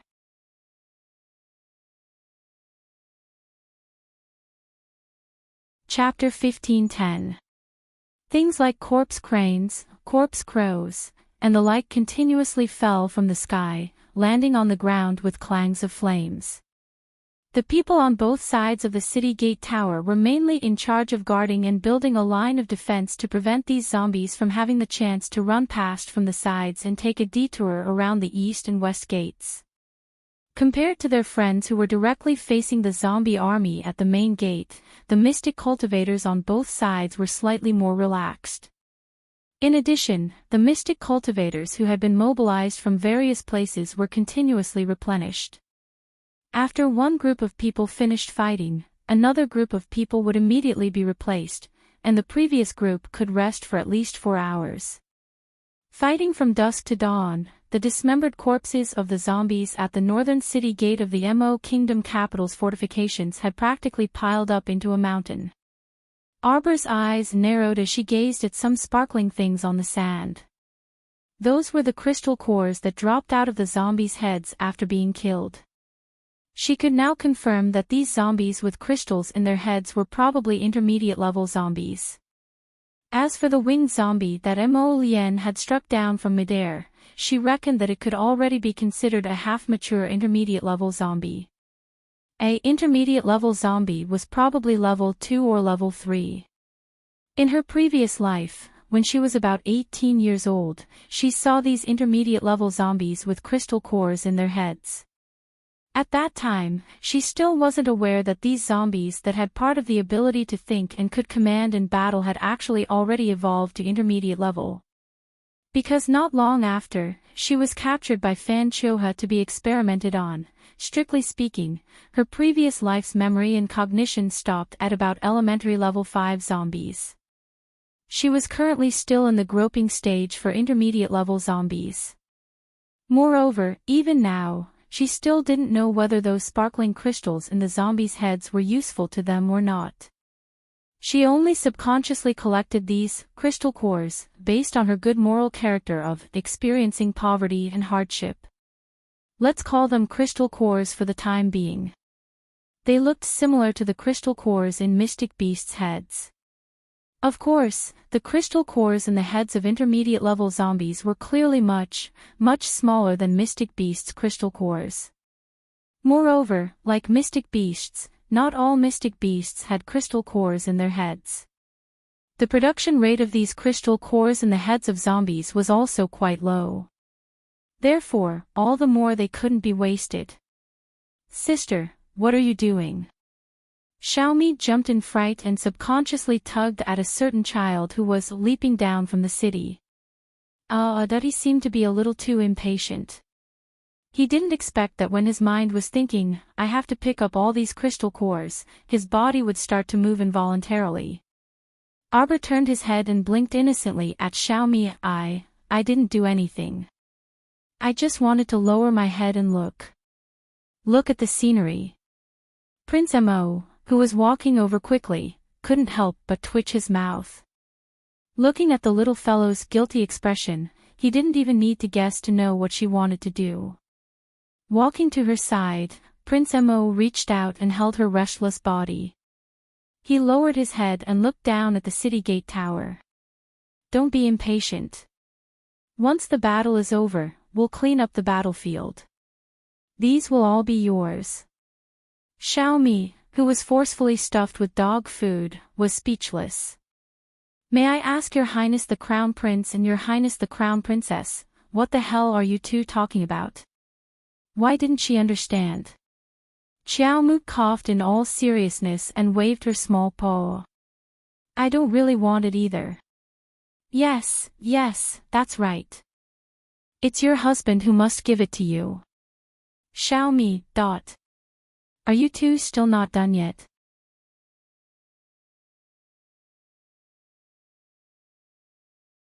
Chapter 15:11. How infuriating. Xiaomi glared at Northern Prince Mo disapprovingly. "Your Highness the Crown Prince, what did you come here for? Hurry and go back. I'll take care of sis here." For some reason, when she saw their honeyed state, her heart felt very stifled, as if her mouth was stuffed with dog fur. Even her breathing felt a bit heavy. Why couldn't her Bailey she learn from his good brother, Prince Mo? In terms of treating his girlfriend, the second prince of the Bailey family truly couldn't compare to Prince Mo. Mo Lien looked at Xiaomi strangely. What was the meaning of this woman's "can't breathe" expression? Right now, the situation on the battlefield was basically under control. He came to find his wife, but she didn't like him. Humph. Wife, your friend is a bit. Prince Mo pulled Arbor to the side and was about to say a few intimate words to his little wife. However, Huifeng swiftly floated in front of him.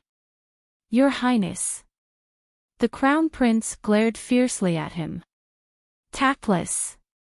Huifeng glanced at the Crown Princess standing to the side and hastily coughed. "Your Highness, this subordinate has disturbed you."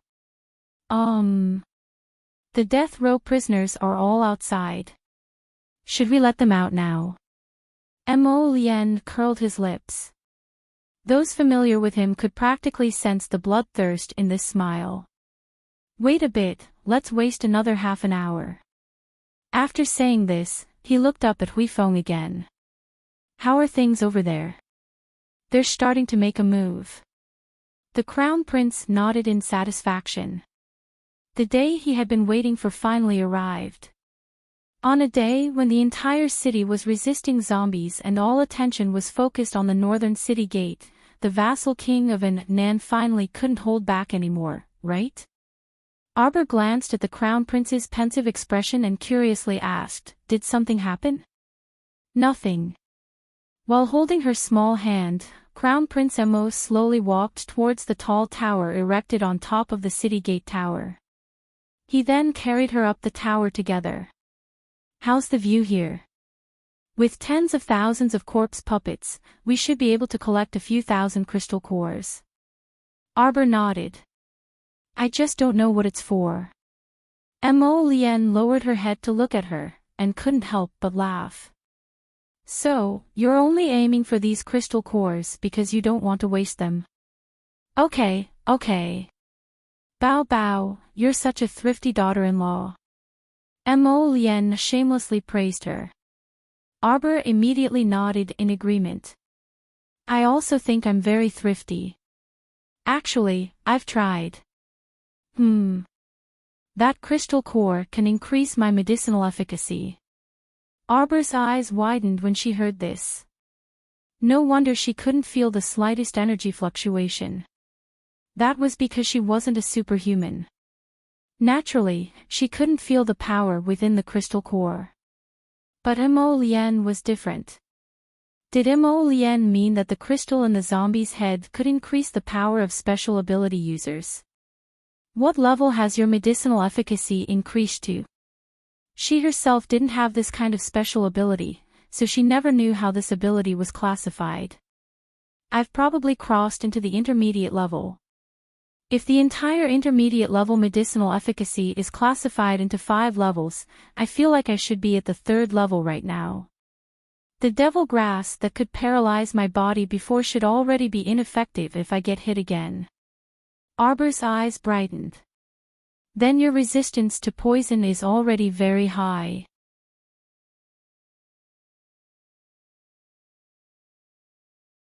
Chapter 15:12.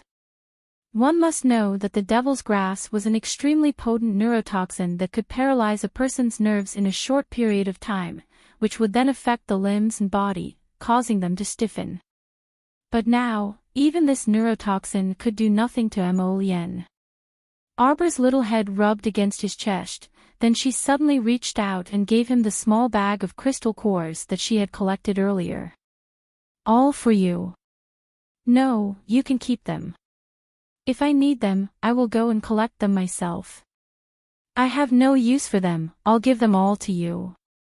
These below are all for you too. Arbor tilted her little head, then pushed the small bag into his arms. You're not allowed to refuse. Okay. Mo Lien laughed as he took the bag and put it into his inner world. He reached out and hugged her, then said softly, Jojo, do you want to see how strong my medicine is? Arbor nodded her little head repeatedly, her little face full of curiosity. Mo Lien smiled mysteriously at her, then suddenly looked up at the sky, at a corpse crane that was flying unsteadily. This corpse crane had separated itself from the group and was flying towards the east, looking like it was running for its life.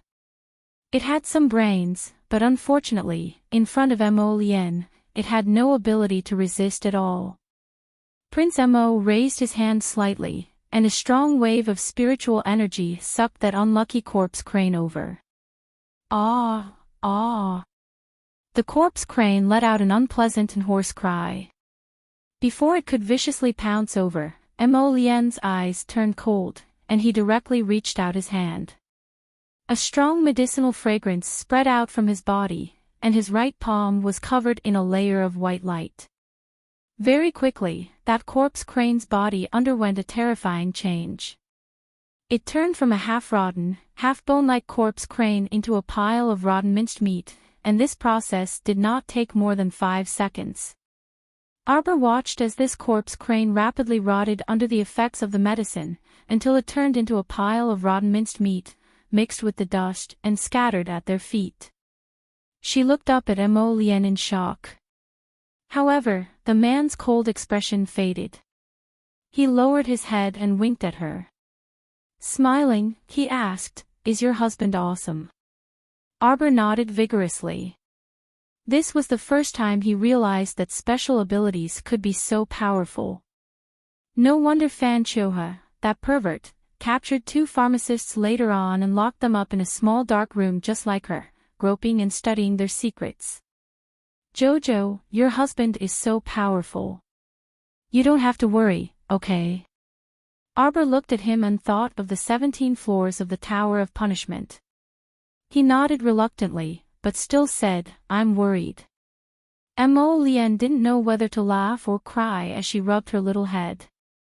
Trust me, okay? I do. Arbor nodded.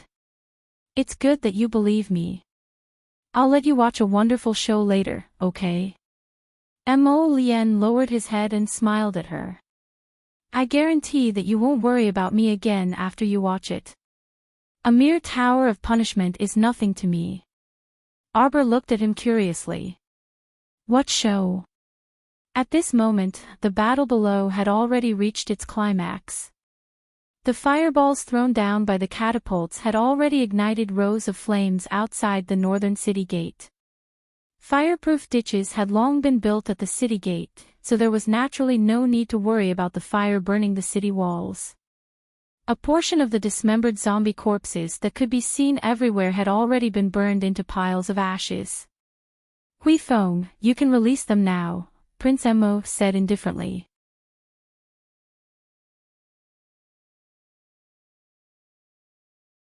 Chapter 15:13. Release what? Everyone watched as the several dozen people, who had lost all color in their faces from crying, were herded toward the small side door at the northern city gate.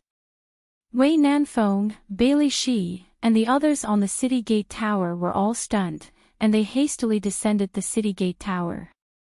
Prince Mo held Arbor's small hand and floated to the side of the northern city gate's small side door, where he was met with a pair of wolf puppy-like eyes. He looked over and shot him a contemptuous look.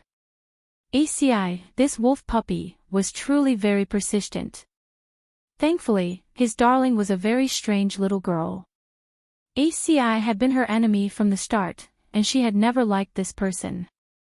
Moreover, this hostile relationship was very difficult to change in the little girl's heart. Prince Mo, what are you doing? Pushing these fools out, are you trying to feed the corpse puppet army?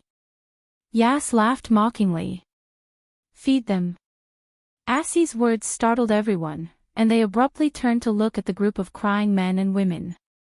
Most of them were in the prime of their lives, and there were also a few women among them. However, the most eye-catching one among these people was a slender woman wearing a thin red muslin dress. She should be a rather beautiful woman, but her hair was disheveled and her body was unbearably filthy, as though she had been viciously abused. Release these baits. Hui Feng waved his hand, and soldiers immediately came forward to drag away the crying, screaming, begging, and even fainting men and women. Wei Mingli was among these people. When she discovered that her group was about to be thrown out of the city, her entire face turned pale with fright. She frantically struggled with her arms and screamed under the escort of 2 soldiers, "You can't do this to me, you can't do this to me. I'm one of the second prince's people. I'm..." Wei Mingli was about to be scared silly. She never knew that a person could be so unlucky when they were down on their luck. Ever since she failed to seduce His Highness the Crown Prince, she actually went downhill. First, she was mercilessly thrown into the death row prison by the second prince. No matter how she begged him, she was still mercilessly abandoned. It was only then that Wei Mingli realized that in the eyes of the second prince, no, in the eyes of those in power, she, Wei Mingli, was nothing more than a tiny ant. She didn't even have the chance to fight against fate and say no. Her life was worse than death. She was captured and sent to the death row prison. She was such a beautiful and powerless woman. It was obvious what would happen to her. She was repeatedly humiliated and abused in that dark prison, and her cries for help were ignored. Now that she finally had the chance to see the light of day again, she never imagined that these people wanted to use them, these death row prisoners, to feed the army of corpse puppets. Wei Mingli struggled madly and shouted harshly, "Why are you pushing us out as bait?" A whip landed on her body. The jailer who had escorted them out smiled mockingly at her. "You're a group of prisoners on death row who were originally going to be executed. Do you think you still have a way out?" "No, I'm not a prisoner on death row, I'm not. I'm Wei Mingli, I'm..." Wei Mingli turned her head and immediately saw Arbor, who was standing on the side with a slight frown. Without thinking, she pounced toward Arbor's side. Little sister Xiao Qiao. Ah, save me, ah. I'm Wei Mingli. Do you still remember me? It's me. Wei Mingli. Granny Nyo's granddaughter. Wei Mingli. It's over.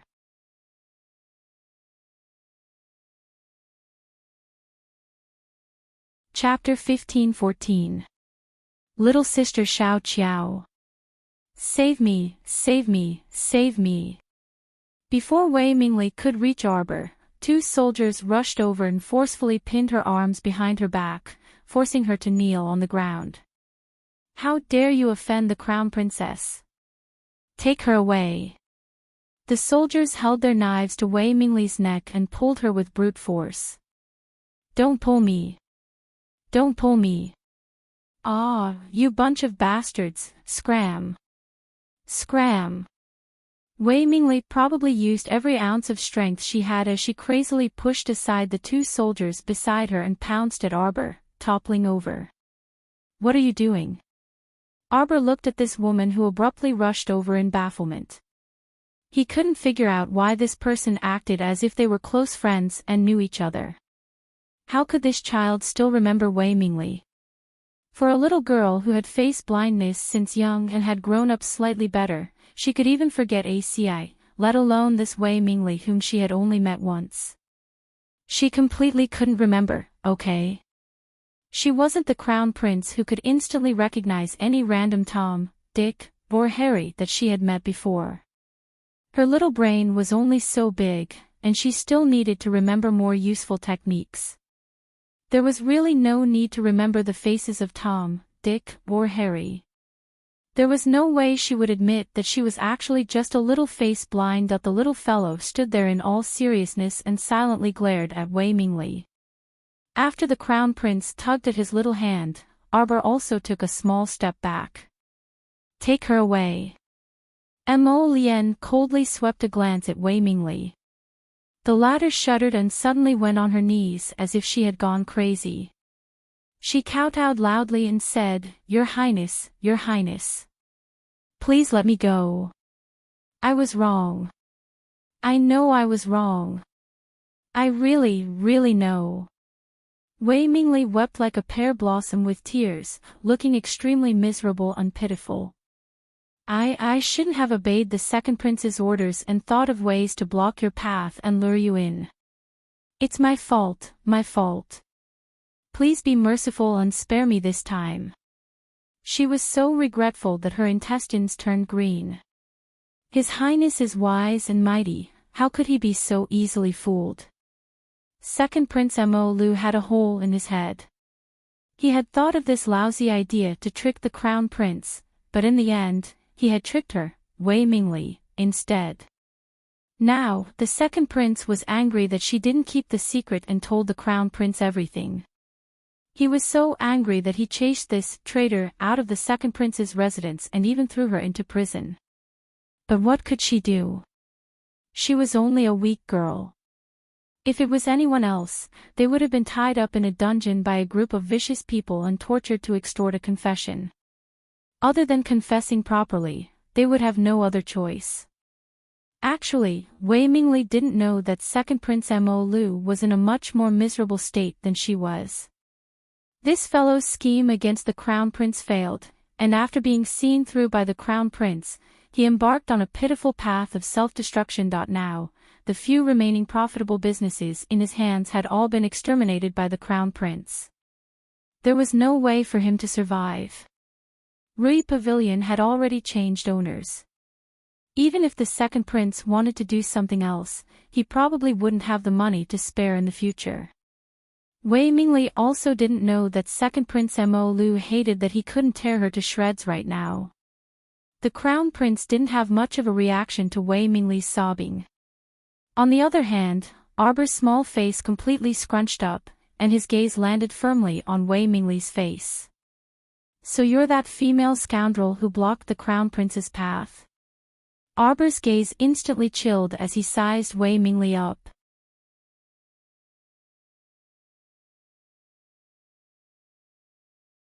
Chapter 15:15.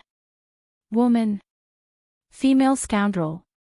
When Wei Mingli heard Arbor call her that, she couldn't help but shudder in anger. However, she kept her mouth shut and didn't say anything. She didn't dare utter a single word to refute Arbor. Because she knew very well that the Crown Prince's current expression was very unsightly. It was a grim expression that said he wanted to immediately push her out to feed the zombies. She really was a bit scared. Why is she among the prisoners on death row? The Crown Prince was also perplexed. He had indeed ordered for a portion of the extremely vicious prisoners on death row to be gathered and pushed out of the city gate tower as bait. However, although this woman Wei Mingli had offended him, her crime didn't warrant death. He was just curious as to why she was among the prisoners on death row. Replying to Your Highness. This woman was sent here by His Highness the Second Prince. She has been staying in the Ministry of Justice's death row prison for this period of time, one of the jailers who came along quickly and cleverly replied. There were two meanings behind his words. Mo Lu had sent her over, and Mo Lu hoped that this woman would die. They didn't act on their own and followed the Crown Prince's instructions to bring out a portion of the prisoners on death row. Unfortunately, this woman called Wei Mingli just happened to be among this group of prisoners on death row. Mo Lian frowned slightly and waved her hand. Since it's second royal brother's intention, then push her out as bait as well. When Prince Mo said this, his expression was placid without the slightest ripple. When Wei Mingli heard this, she instantly felt like the world was falling apart. She originally thought that His Highness the Crown Prince would definitely release her after learning the truth. After all, from the Crown Prince's tone, he didn't pay much attention to an insignificant minor character like her. Besides, she was just a pitiful woman. Shouldn't His Highness the Crown Prince take pity on a weak woman like her? Of course, as long as she left this wretched place and found a way out, why would she worry about not finding a chance to exact revenge in the future? She remembered every detail of how the second prince treated her. There was also the Crown Prince and this stoic-faced Crown Princess in front of her. Also, there were also those stinky men in prison. There were too many. There were truly too many people who had wronged her. She would definitely get back at them one day. But now, she actually didn't have the chance. Why? Why? Wei Mingli struggled in terror as she glared at the Crown Prince in astonishment. Second Imperial brother wants you dead, Prince Mo reluctantly explained. Of course, I can't let my brother down. The corners of Wei Nanfeng and the others' mouths twitched. Could this brat be any more shameless? TSK, since when did this master value his own brother so much? He had never seen or heard of such a thing before. Pull him away. Mo Lian waved her hand, and Wei Mingli suddenly acted as if she had lost her mind. She pushed a soldier to the ground with all her might and rushed to Arbor's side. You bitch, I really didn't expect that you would disregard kinship like this and incite His Highness the Crown Prince to deal with me. Arbor! Exclamation point. Everyone was speechless. What did I instigate? I really want to ask you, how did I instigate the Crown Prince? From the beginning to the end, she had been standing here and watching the show. She hadn't said more than 3 sentences. How could she burn her head like this? Xiaomi couldn't help but burst into laughter. She felt that from her angle, Miss Zhao's small expression was very comical and amusing.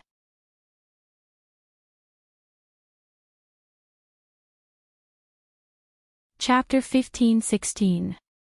Also, what was with the kinship she was talking about? Seeing that Wei Mingli was lunging over, there was no need for Arbor to do anything. The Crown Prince directly sent a flying kick over without the slightest bit of protective feelings for the fairer sex and sent Wei Mingli tumbling over, landing head first on the ground with a thud. Arbor was perplexed and looked up at His Highness the Crown Prince. She's your relative. Everyone turned their heads away speechlessly. Prince Mo couldn't help but laugh. She seemed to be lunging at you just now. I don't know her. Arbor shook her head solemnly. Everyone was well aware of her temperament and rolled their eyes one after another. Especially Xiaomi. She knew her younger sister too well. How could a child who couldn't even recognize young Master ACI recognize a passerby in front of her? Wasn't that a joke? You don't know me. You said you don't know me. Before Arbor could finish speaking, Wei Mingli turned to look at Arbor furiously. The Crown Prince's kick just now was a bit heavy, and she couldn't get up after lying on the ground for a long time. She could only turn her head to glare at him. I said I'm Granny Nyo's granddaughter. Granny Nyo is from the same village as your mother, Wei Zichin. What kind of relative was this? There was no way they could even reach the end of it. Arbor's originally stoic little face instantly turned incomparably sinister.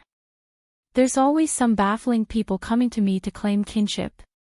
The Qiao family was like this previously. The Mu family of China was like this later on. This way something in front of her was also like this. It was as if she was some cat or dog. It didn't matter if she was abandoned, but when she was happy and wanted to claim her back, she had to be deeply grateful. It was as if she had to happily acknowledge anyone who was her relative. Was that the case? Was she such a casual person? Have you asked for my opinion? Have you respected my wishes? Who do you think you are? Do I have to acknowledge you just because you say you want to claim kinship?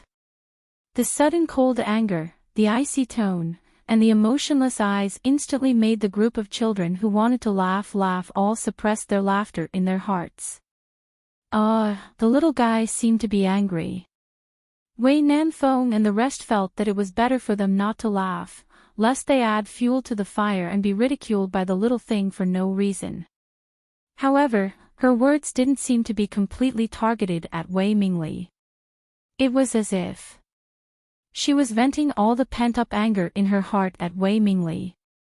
Do I have to happily acknowledge someone who I wouldn't have contacted for hundreds of years when they suddenly pop up and claim to be mine? Do we still have to serve you? Do you think there's such an easy thing in this world? Arbor's cold gaze swept over Wei Mingli.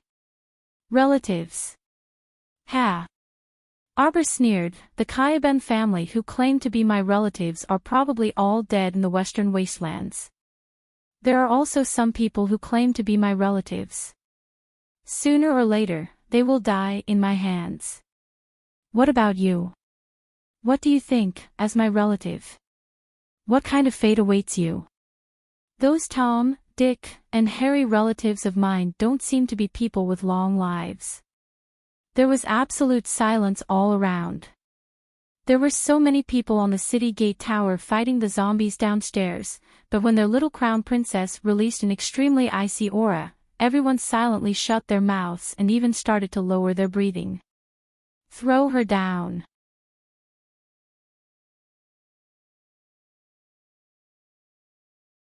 Chapter 15-17. A furious rebuke exploded in everyone's ears like a sudden clap of thunder. Everyone's hearts inexplicably trembled along with it.